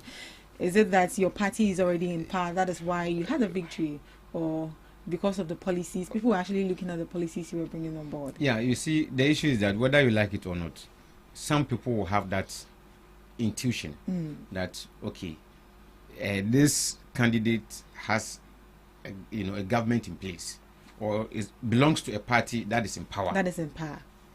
So definitely, when we want development, it will be easier for him to bring down the development. So people will think like that, and you can't fault them because it's accurate. Okay, but I think that the message, and you see, just as I've said, you are going to parliament to enact laws, to make laws to govern the state, and you are saying that it's not about law. It's about mining. It means when you go there, everything, and you know, the MPP too, this very parliament, the 9th parliament, they have staged a lot of workouts, and more than, in fact, as it is now, you can see that they will stage more. So why should I vote for an MP who will go to parliament and, on their whims and caprices, they will just walk out? What will he be doing in parliament? I saw a video of one of the residents in an interview with one of the media houses, and then she mentioned that if you are voting for the NPP, they have even walked out. The number of walkout they even have is more than the number of ministers and then MPs they have. So if you are voting for these people, what are they bringing on board? You see, one thing is that the MPP is in disarray now, as we speak. They know. Starboy, I wish he was here. He has posted some things on Facebook. Where's Starboy? That the party is in disarray and they need Kennedy Japan to come and restore hope. He's a Kennedy boy. Okay. I sympathize with him because anyway, he's in a bad party. The leadership now and the leadership in the near future is bad. Or will be bad. But on the day of election, we saw in Akutia that they were constructing the road. Do you think that also influenced the people too? So who was constructing the road? We saw caterpillar. There was one old man who came. I didn't see those caterpillars. Oh, okay. Mr. Did you see that? Caterpillar. On the road of Akutia, they were trying to construct the road, grade the road. On the day of election, that was yesterday. I didn't see that. I saw something like that. Yeah, I saw that on the day of election. Yeah, on the day of election. And that is our behavior. Yes. In fact, that is the behaviors of politicians. You know one thing. Trust me. My chairman, Johnson Asidin Kitia, mounted the platform and said that the NDC is not like that. He will tell you what he will do. He will not deliberately bring caterpillars to start, working on the road just so that after winning, then they disappear. No. I'm not sure. Maybe it's the work was already in progress before the elections. Okay, yeah. But this is nothing new. It is something we've been seeing 2 days to election. Even here, Anya Road, last year during election time, they came to, I think they graded the road immediately after election. What's a car? What's a car? Trust the MPP to do this thing. Oh, so you put them Are you sure? I'm telling you. Are you sure? We don't do that. Okay.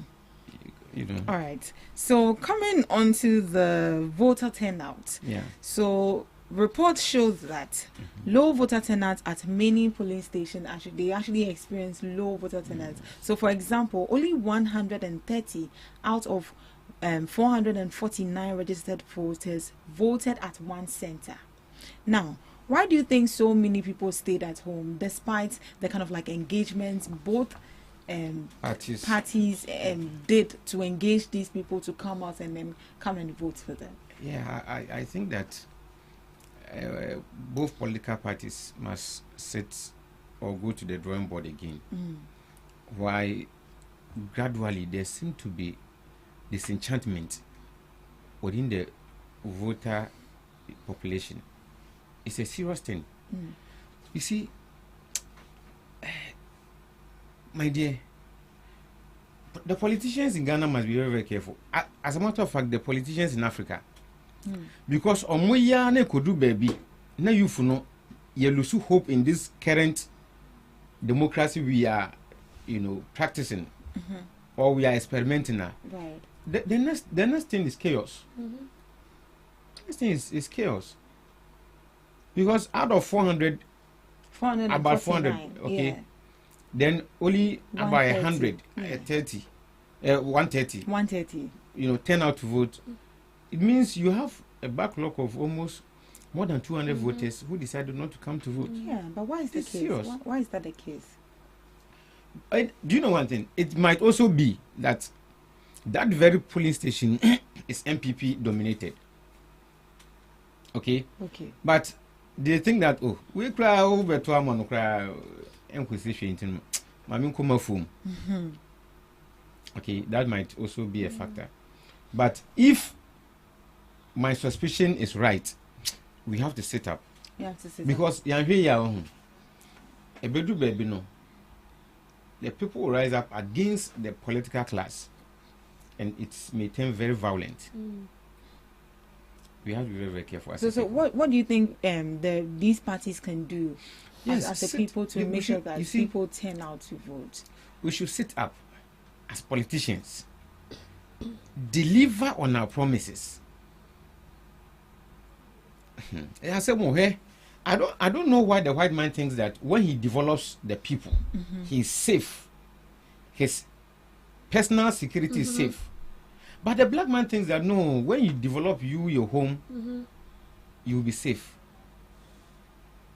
Look, when there is chaos, everybody will be affected. It will not affect only one person. So we have to sit up. It's a very dangerous thing. But I trust that His Excellency John Dramani Mahama, he is equal to the tax. He will ensure that he delivers so well to bring back the hope and then the trust, the confidence Ghanaians have in the political system. System. Right. Mr. B, what do you think caused the low voter turnout? I believe the people are tired. We keep seeing the same thing over and over again. We keep hearing the same promises over and over again, and still no change. No change. So we've experienced people who promised us heaven on earth. They brought out enticing initiatives. We were here. I don't want to, because Mr. Asia's boss is here, they'll think I'm affiliated, but. So let's use so let's use the previous administration, for instance. They brought one district, one factory. They brought a lot of one constituency. One village, one dam, one constituency, 1 million, and something like that. And see, it was very enticing. So we felt like, why not? Let's just give him a try. because we after we are tired. And then those time education, even though education is still expensive, but then education was very, very expensive. At the primary level you pay, senior high school you pay, tertiary require yen. So if a government is coming on board and he says a midi free SHS, but why not? Let's give them the nod. We gave them the nod, and what did we see? Free SHS about all right, but there were still some irregularities attached to that. The one district, one factory at my place, I didn't see any factory. Right. The other time I was telling you that cassava is very dominant at my place, cassava and yam. So they wanted to come and build a gari factory. So they bear banchene and saying the pro. There is nothing there. And then what's the name? The one agenda 111. They were building one at my place. They started with the foundation, but in the book they stated and say they are complete. Wow. But when you go on ground, it is only the foundation. So it's not only that. We've seen a lot of people coming on board, and they bring promises, and we don't see it happening. So it's very common with politicians, and we the citizens, we have it at the back of our mind. Like you don't change. You kept on bringing new policies, and then you don't abide by it. And the most painful aspect is that Masha say pana over bet was because you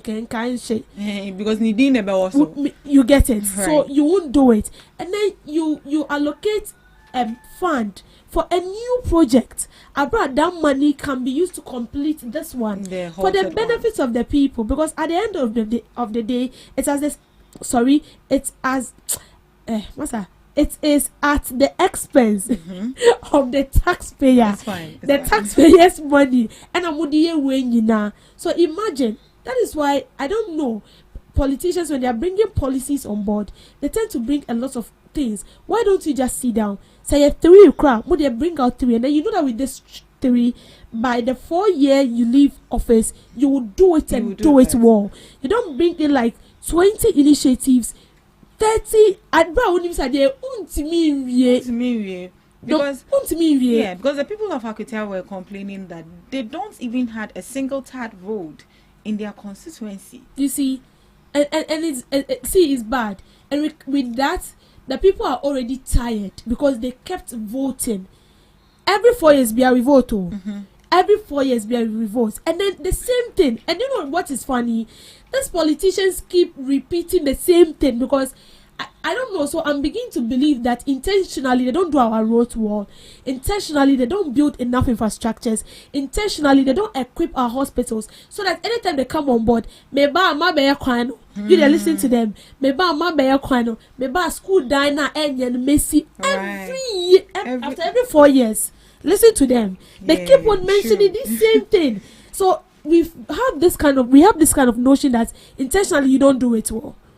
It's a quite end in that 3 days. It's all about you are still coming to tell us a kind of mayor. Mr. Politician, but honestly, you know, that is one thing I really admire about His Excellency John Dramani Mahama. We always never walk a offer a mubia John Mahama Dennis Akambiana a world class. Look, the GMC hospital. Yeah. According to data, it is the second most biggest hospital in West Africa. Okay. Have you ever been to Rich Hospital? Yes, I have. The new building. Yes. You entered. Yeah. You see how modern it is. Yes, we have. So, and Dodowa Hospital. I've not been. Yes. When you go to Kumasi, you have the Ghana Military Hospital. Also a fantastic, very big hospital. So I agree with you. Some politicians are like that, but for His Excellency John Dramani Mahama, in fact, for the NDC, when we tackle one thing, we make sure we bring it to fruition. We make sure we tackle the most important needs of the people. You see, I always say that it's time we we begin to apply economics the way it is. For instance, economics tells us that our resources are limited. Yeah. So when you have a resource, you ensure that the most important need is tackled first. That is the scale of what? Preference. Now, let's make this brief debate. And I don't want that. This is my position. For instance, I have $100 million. Now, then I'm torn between using it to expand infrastructures in the school, in the schools, or in the education sector. Then I also have another option of using it to make education free. Which one should make sense? Making education free. That one makes sense. Building infrastructure. Building infrastructures is first. But okay. You know one thing. Now listen carefully. That is why you have developed with ED at the end, developed countries. Then you have developing countries. Now the developed countries have built all the important roads. They have built all the important hospitals. They have ensured that investments they have put in the health sector is enough to cater for every situation, every health situation. They have ensured that they have put or they have invested all the money that the education system also requires. They have developed that's why they are developed. Now you are a developing economy. Then your interest is to buy votes. So you make this free, make that free. You are impoverishing the people. Now, are you aware that when a government builds more schools, he's creating a chunk of employments? Yeah. Because you have teachers being hired, you have headmasters being hired, you have lab technicians being hired, you have a myriad of professionals, even cooks, gate men. You get a lot of employment. Now, when people are employed, gainfully employed, they don't care how much a fee is. They will pay the fees of their children. Stop making it free for me. Give me employment. This thing should sound in the ears of the electors. We are too happy with free things. It's disturbing, no? Yeah. Is this problem as a result of our education? Do you understand development? Now, when I build a hospital as a government, I've created a myriad of employment. I've created a lot of employment opportunities for doctors, for nurses, for all the other professionals within the health sector. I've created employment. Gainful, they will earn, properly, and then be able to foot the bills of their children's education, the bills of their health needs. That is the most important thing. When I build a road, especially how intelligently His Excellency John Dramani builds roads. When he built a first-class road, he mounts a toll booth on it. Okay, takes some few pesos. Within a year, that toll booth will be able to pay for the road constructed. You see how intelligent our president is. But the toll booths were already there before President Mahama came. No, they were there. But I don't know if there's time. I will give you a catalog of roads he built and put these things there, so that it will engineer revenue to pay back or offset the debt for the road. You understand? All right. That is intelligence. All right. Okay. So I wonder not, why when he was the head of the economic management team under Professor John Evans Atamos, the economy was performing like that. The man he's been gifted. Okay, so I agree with you. We should tackle the most important things first. Look, every year it has become perennial that Akosombo Dam will have to, be shut, down, so that the people of Burkina Faso they will open their dams, and that there's an overflow. The last time it destroyed a whole community or communities. Yeah. So what are we doing as a nation? Can't we harness that water, ensure that there is a year-round irrigation? The MPP promised to build dams, and we all saw what the dams looked like. Okay. You see, we have to be serious as a nation, right? Because your dam we are. The prices of tomatoes must be stable. The prices of foodstuffs must be stable, because there's a year-round irrigation. Right. So on voter turnout, we saw that the IGP mentioned that he's deploying about 5,000. Right? He deployed, not yeah. like he about. So he deployed 5,500 police officers for the Akotia by-election. Do you think this scared the people to come and vote, amounting to low voter turnout?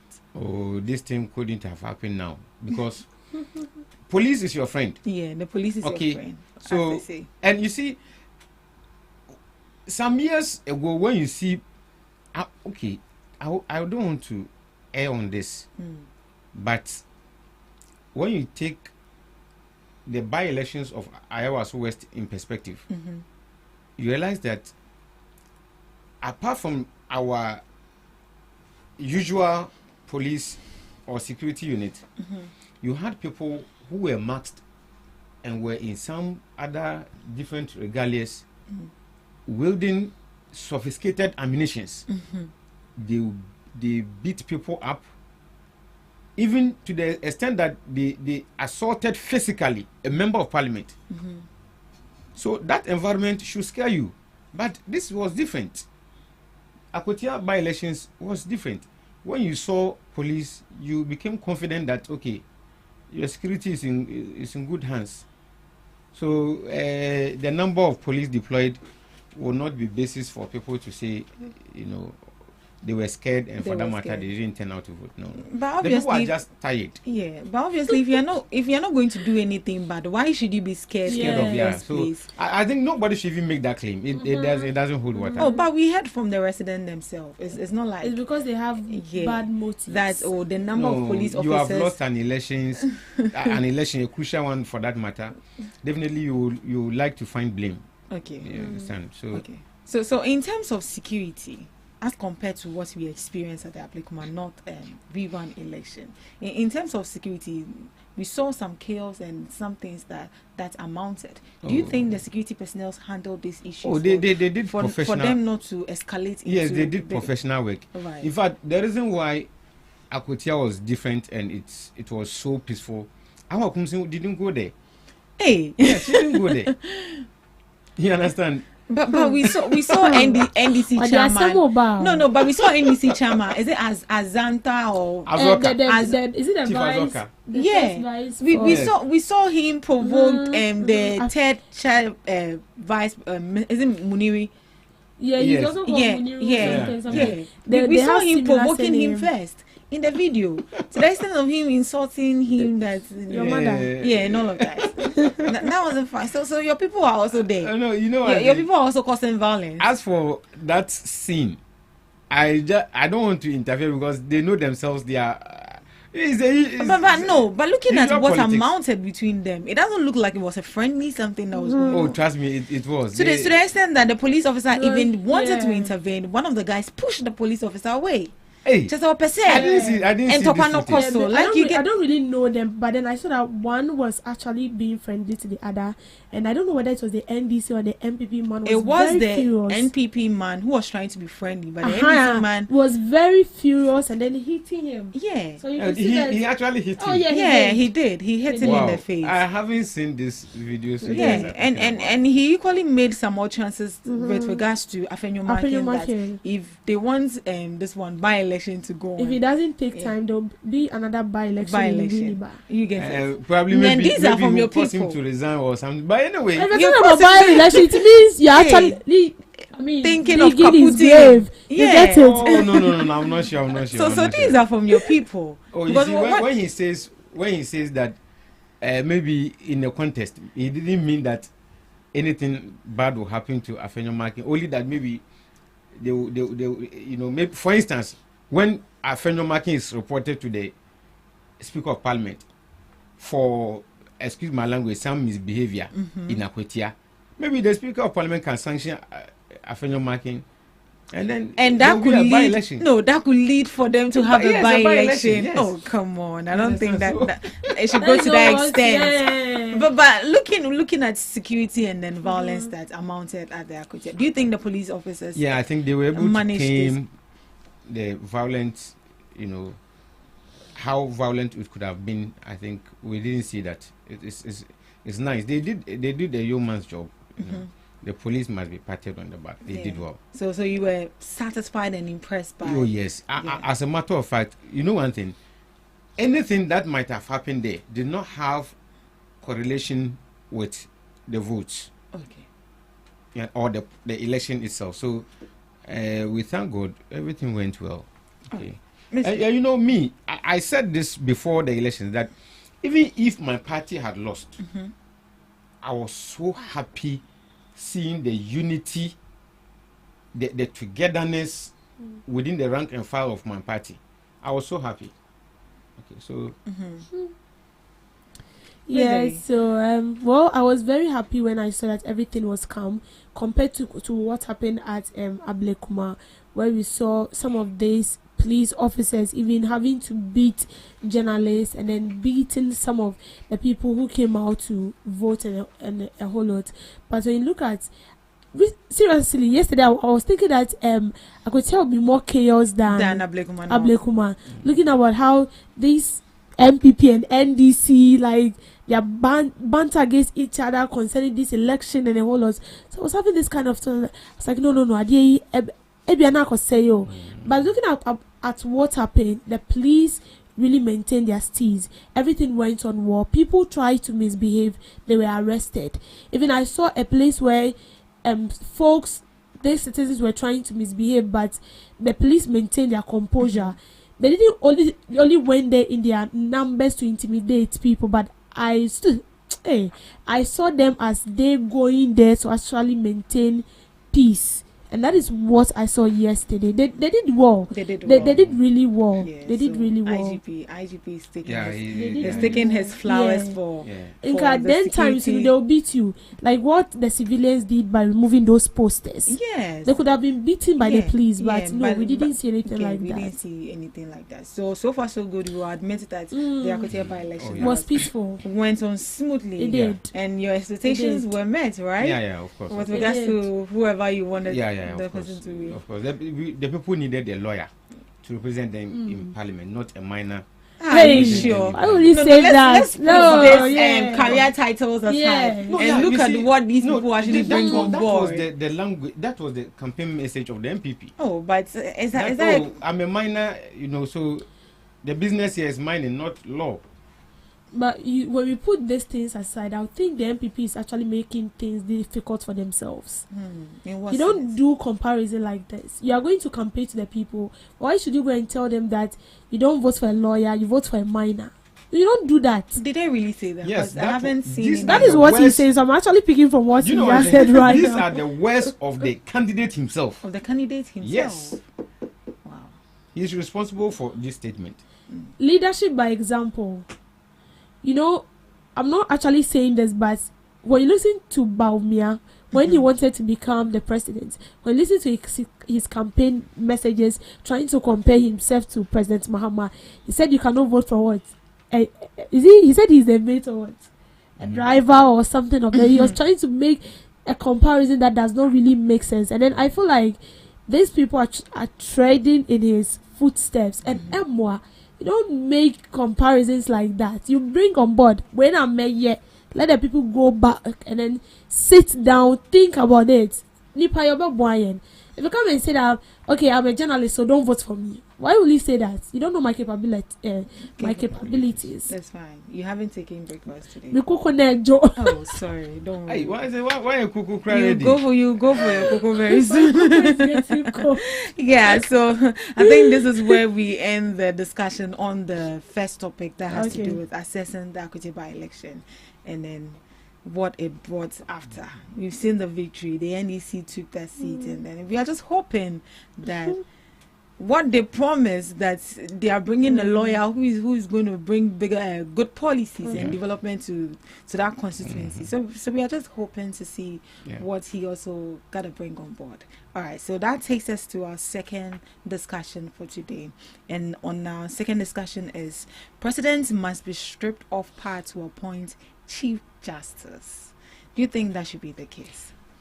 You know, that has always been my position. That the president should be stripped of? Yes. That power to appoint, I'm telling you, and remove. Because obviously, if you're appointing, you should have that mandate to. Yes. So that president should it's a dangerous thing. Why? You see, when we went to primary school, we did social studies, and we learned that there are 3 arms of government. Only that gracefully this time around, the journalists or journalism has also been put as another, wheel of democracy. Okay, so you are the 4th estate realm or something like that. Okay, your work is good. Yeah. But for your work, politicians will take us for granted. We'll be beaten to pop, and nobody will care a hoot. Okay, so we learned that the 3 arms of government must work, and they must be independent in their work. Now, how can the Chief Justice or the head of the judiciary be absolutely independent when she's been appointed by the president, the one person from the executive? This thing is possible elsewhere. Yes. Where the president will nominate a Chief Justice. That Chief Justice or that nominee will go through vetting and then be appointed. But the term of that Chief Justice is sealed, is secured and sealed until the person goes on retirement. Okay? So in Ghana, I'm an NDC person, okay, but I would like to admit that the Constitution of 1992 is outdated. It needs review. It needs review. Serious review. But you see, according to the Constitution, Article 144, the Chief Justice shall be appointed by the President, acting in consultation with the Council of State, with the approval of Parliament. That means that he doesn't get to make the decision alone. Yeah. Now, the other Supreme Court justices shall be appointed by the President, acting on the advice of the Judicial Council, in consultation with the Council of State and with the approval of Parliament. And per my knowledge, the Chief Justice is a third in command. That is if when the Speaker of Parliament is not around. If the President is not around, the Vice is not around. The Speaker of Parliament, the Speaker is not around, and then it happens that the Chief Justice is around. Automatically, he or she becomes the Chief Justice. Yes, he or she becomes the acting president after that time. And then if the president doesn't get to choose someone who is, the president and the Council of State and then the Parliament doesn't get to come together as a collective body to appoint these people, then who should appoint the Chief Justice? So you see, the only thing is that we have to make sure that first of all the term of office of the Chief Justice is fixed, and some of these things they hinged on moral grounds. For instance, in America, you have the president nominating the Chief Justice, then the House of Representatives will deliberate. You have the Congress, you have the what do you call it? There's another arm. They also sit, they deliberate. Now, they present the person for the office. The term of office of the person is fixed. The person will work and then till the person retires. But you see, in our case, I think that we need to review the Constitution such that the whole Constitution or a part of it. Oh, the whole Constitution. Because there've been some critics that the Article 144 should even be taken out. That gives the president the mandate to, in consultation with the. It will not be possible. Now, when you take that authority from the president, who else will be in charge? Exactly. So who then, if we are saying that we should strip the president of that power to appoint the Chief Justice, who then should appoint the Chief Justice? This is a very dicey situation. That is why I'm saying that it is based or hinged on morality. Now, this very Chief Justice who was sacked, Justice Tokuno. Yeah. Her work as the Chief Justice was very poor, to the extent that people who were bereft of legal knowledge, people like me, who had the opportunity to read law, small law, knew that she was messing up. Okay, just imagine that her predecessors, some of them worked beyond one regime. They were still in office. Justice Georgina Wood, she was appointed by Kufuor. She worked, and even in His Excellency Atamos's time, she was still maintained as the Chief Justice. As the Chief Justice. Nobody attempted to cause her removal. Now, she worked beyond Atamos's regime to Jomame's regime. I remember vividly the day she was going on retirement. She had to thank them all because she knew that if her conduct was in question, then yes. Yeah. So this very one that her issue has come, she caused her own mess. Do you know, after the petitions came out, even her conduct in that immediate time showed that she wasn't fit for that office. Wow. Now, when an issue is before court, you don't make prejudicial statements. You don't come out into the public to discuss it. And she did it. Why did she do it? when you know that is law. Now this issue. Let's delve properly into this matter. Right. Petitioners or some petitioners petition the president. I think you are diving into our third topic. Okay. Yes. Third topic. Yeah. Rather. Has to do with the minority criticizing. Oh, it's all one issue. They are criticizing the removal of the Chief Justice. Okay. Yeah, vacancy. Yeah. Because now imagine that this is the law. When people petition, the president will refer the petition to the Council of State. The Council of State. If there is ground or basis for a further interrogation, which the lawyers call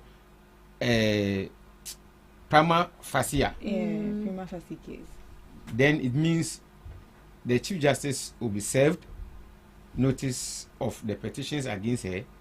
Then she'll be set aside for an acting Chief Justice to take her office. Then further investigation is done. If there's merit in the petition, then the president, the Council of State, will advise the president. And listen carefully. The president under that article is not entitled to use discretionary powers. No. The outcome presented to him by the Council of State is mandatory. The president cannot say, oh, well, I'm the president, so even though you are recommending that I sack I will not sack it. There's a reason you went to the Council of State. Yes. So whatever they bring on board, I think it's mandatory. Mandatory for you to bind. Yes. So has His Excellency the Finest President John Dramani Mahama committed any error? He has not. And now people are talking, the composition of the panel was improper, some political. Who in the panel? Who on the panel is a politician? Nobody, none of them. They are not known in the political space. You cannot even, perceive them to be closer to the NDC, which is in power. So you cannot draw that conclusion. Now, the former Chief Justice, Sophia, she also made some statements that it was like a treason trial. Yeah. And that she was not given fair hearing. Look, the woman misbehaved after the petition or copies of the petition was given her. That is a clear misbehavior. She doesn't deserve to be there. You have been served petition. Now you are supposed to come there, to come to where the venue for them to start the scrutiny process. Instead of you coming, you sent your lawyer. When you know very well you'll be taking an oath, you are expecting that your lawyer will take the oath on your behalf. Are you a serious? In fact, did she study law? And that she came up, the place, the venue, she remembers that venue as a place, some 3 high court judges were being called and they never returned. And you are thinking that thing can apply in this era. Anything can happen. Nothing can happen like that in this era. Now, she says that her husband was not allowed in. Look, her husband was there. But he cannot take an oath for you either. And mind you, when your husband is in there, whatever is said, that must remain with you because you are a Chief Justice. You, at least, you are privileged. You are in a privileged position. Your matter will not be handled like, like an outsider. Yes. Okay, but could she have appealed that her husband should be there in case of just emotional Your support? husband will not take the oath, so he can, relay any of the information there to the public. So even if she would have appealed that her husband should have been there with her in the place, it wouldn't have even been allowed. Yes. You understand? The woman, in fact, forget about even the petitions against her. She's a total bad business for the place. Look, personally, I can cite for you numerous instances where I realized that this woman was jeopardizing the efforts that was put up by her predecessors in shaping the legal system in Ghana. Are you aware that the Chief Justice or the Supreme Court, when there's no law, when there's vacuum in the Constitution for a particular thing, they can create laws to take care of it. This woman put us into a dilemma where we didn't know whether a birth certificate holder is a Ghanaian or a passport holder is a Ghanaian.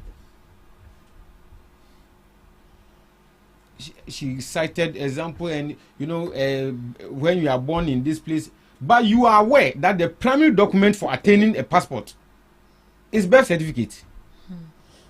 Something that gave birth to the to the passport is invalid, is not a primary document of saying you're a Ghanaian, but the passport does. Okay. You understand? This same woman, in the case of the e-levy, you see how she dribbled the entire Ghanaians so that MPP can implement the free the e-levy. That woman is not. Look, there's one picture of her that even before today, before her sack, when I see the picture, I ask myself, so why will a Chief Justice have this face just because President Mahama mentioned her name? I don't know whether you have come across that picture. I haven't seen it myself. When President Mahama mentioned it, she didn't like this. Maybe what if that's her face? That is not her face. We know her face. Maybe she's having a problem with her. She's having a problem with John Mahama. Nobody knows what problem she should have with John Mahama. Hey, you people. The woman has shown that she is not interested in championing the Constitution for which she is a custodian. You understand? Yeah. She should go home. I was expecting this to come quicker or faster. Now it's here. Yeah, first you know one thing? The next person I don't want to see in office is who? Is the current electoral commissioner. Why? Is it that you people came targeting to take off these people? Listen, or based in 2020 elections, in misconduct. Look, election is a serious business, especially in Africa. Election can send the whole country into chaos. Yes. Election can cause us to be wiped out of the map of Africa, especially in Africa. In 2020 elections, the current electoral commissioner was able to produce more than 5 different results for the presidential race. She's in office. What caused her predecessor to be sacked? A mere issue of procurement for which she's not even the head of. She went home. Okay. Then you produce more than 5 different results for a singular election. Okay. The EC is going. In fact, then the OSP is supposed to also follow up. The OSP, what has he done? For me, the OSP is one of the public servants that have delivered beyond my expectation. The OSP? Yes. Do you know why? Why? Do you know that until MPP left office, they were not in good terms with this man? Why? Now he's still in office. He's doing his work diligently. There is an institution in Nigeria called EFCC. Yes. I think if this man is giving the nod, if he's giving the help, the support, this man will build an institution like that in Ghana here. The EFCC of Nigeria, they don't care whose ox is God. Whether party A or party B, when they are coming after you, they are coming properly. Okay. All right.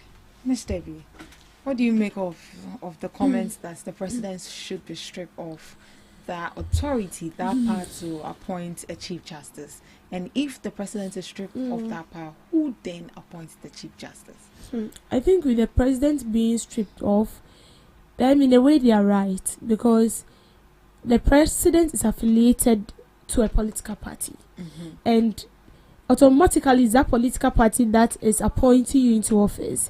So imagine I appoint you into office, and then we know basically that your office is supposed to be independent, regardless of any political party that appoints you into office. Immediately you get into office, you're supposed to work independently, and then not in favor of that person. But imagine the person gives you orders, you know fully well that this is wrong. Can you go against it? But if the chief justice is third in command, don't you think the president should be comfortable to pick someone they will be comfortable to work with? Oh yes, they can. But for the president, he is supposed to be comfortable to pick anybody. But you, the person that is being picked into office, you have to sit down and then think, they've appointed me into office, but then I know what I'm supposed to do. I know the right thing to do. So in as much as it is this person who appointed me into office, or it is that person that appoints me into office, there shouldn't be so much influence from that person that will undermine me from doing my work. I'm not saying that anybody is pressuring somebody to work, but sometimes we make it look as if there is a high force somewhere that is actually seizing you from, working fairly, of not being biased. So when we take the CJ for instance, there have been a lot of calls. This morning we said that people have even petitioned the former president Akufo-Addo to remove him. It is during this current administration that we got to realize that now you're crying any more shame. The CJ. The CJ. Chief Justice. Yes, we got to realize that he was petitioned. I remember there were petitions against her. Yeah. But yes. But they didn't. But you know what you are saying? Me, I agree that this constitution needs a review. Now, but the only thing is that we cannot always be lucky to have a president like His Excellency John Dramani Mahama, who acts morally right. Now, the president at every point in time must nominate the Chief Justice. What we have to do now is that we have to secure the office of the Chief Justice, make her immune to any influence. For instance, her term of office must be fixed, and things or issues that can cause her dismissal should be properly spelled out. We make sure that not every petition to get her or to get the person out of office will be successful. We need to do that. We need to do that. Okay. But as for get we talk on, oh, that woman is a bad business. Okay. All right. So on the same issue of Madam Tokonu, who is the former Chief Justice of Ghana. So moving on to our third topic, which we are going to talk about briefly before we set up. Yeah. So minority in Parliament criticized the removal of Chief Justice Tokonu. They term it to be as a judicial coup, and it's a threat to our democracy. What do you make of that? Yes, we are all not happy with her removal, but the grounds for her removal is very salient. But do you think, looking at what the committee said she did, should be like a strong... It should be a basis. Should be a strong word. That should be a guarantee for her to be removed from office. Because if you listen to Madam Sophia, who is the former Chief Justice, who was once the former Chief Justice, she made mention that what she actually did doesn't guarantee her to be removed from office. That's her opinion. Okay. Already I have problem with her opinion. Why? First of all, she says that the woman was not given fair hearing. Which hearing again? Come so that we hear a side of the story. On the first day, you didn't show up, claiming that your lawyer will do everything on your behalf. Second time, your husband was not allowed in. You understand? She was giving unnecessary excuses, for to account for her stewardship within that period. And we see among the petitions brought against her have to do with financial, impropriety. Yeah, financial. You understand? Yeah. Is that true or not? This judge is saying, I want, especially the Chief Justice, whether the next one is a male or female, they should understand this. They don't know the law more than the citizens who. Because we want uniformity, we want orderliness. That is why myself and my beautiful sister have issue. We come to you as the judge. Me, I take my lawyer. My lawyer knows that I may be wrong. Her lawyer knows that she might be right. But we want you, the judge, to bring uniformity, to this matter. So we come to you. You don't know the law more than us. They should stop that attitude. Now you see, people still plantain. Then the judge will come and sit in the chair, look very bossy, and will sentence the person to life imprisonment. No, what do they think they are doing? Now your own is financial impropriety. You want to be left off the hook. It will not work like that. You understand? Yeah. They are dealing with justice. That is what justice says. Don't tell me that because you are the Chief Justice or some small crimes you have. People stole small things. You have sentenced them, and some people have even died there because of the sentence you have pronounced on them. So it's not a small matter. You are the custodian of the law. The law resides in your bosom. So be upright. She should be upright. Now, some other petitions were against her conduct in office. I've just cited for you. How can Parliament be deliberating on e-levy? Then the executive is bringing a white paper to activate the e-levy. The minority then goes to court to stop the executive. And then you made nonsense of the petitions the minority, brings to your office. I mean, what kind of law is that? Okay. So the woman, she herself know that she conducted herself poorly in office. She knows she will go home. In fact, the next bus stop should be the EC. Look, hey.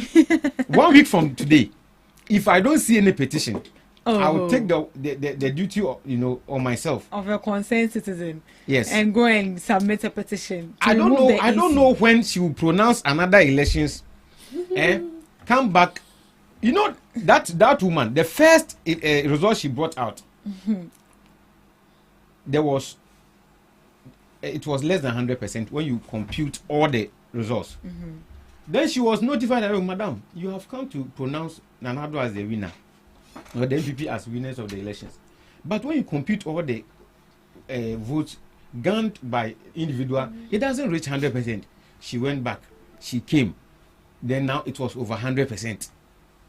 She went back. So how, if Afarijan has committed this error, you think Ghana elections will be peaceful like that? Okay. Miss Debbie. They should go home. All of them, they should go home. Minority in Parliament, they are criticizing the removal of the Chief Justice. That's what the minority. You don't even want to talk about it. We are tired of them. Every day they keep finding issues. Then they'll come out with a press conference. They keep finding issue with every little things they see, which does not make sense. But the little I would say is that no one is above the law, regardless. You should be treated equally.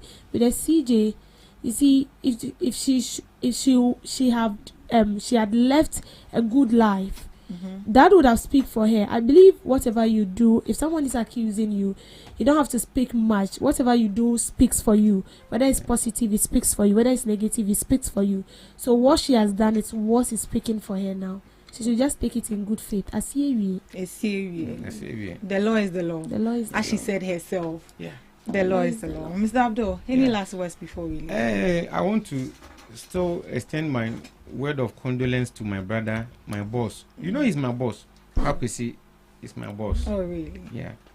I love him so much. He's a good man. Okay. So, my condolences to him and the family. And we are with him in this trying moment. Then the people of Domiko Abenya, to my regards to them. Today, my MP is coming to Taifa. She's coming to pay visit to the people of Taifa. Okay. Yeah, so that's the member of parliament for Domiko Abenya. Yeah, so. Is it Etonam? No. This Faustina. Faustina. Yeah. Okay. Faustina Krugu. Okay. Yeah, so.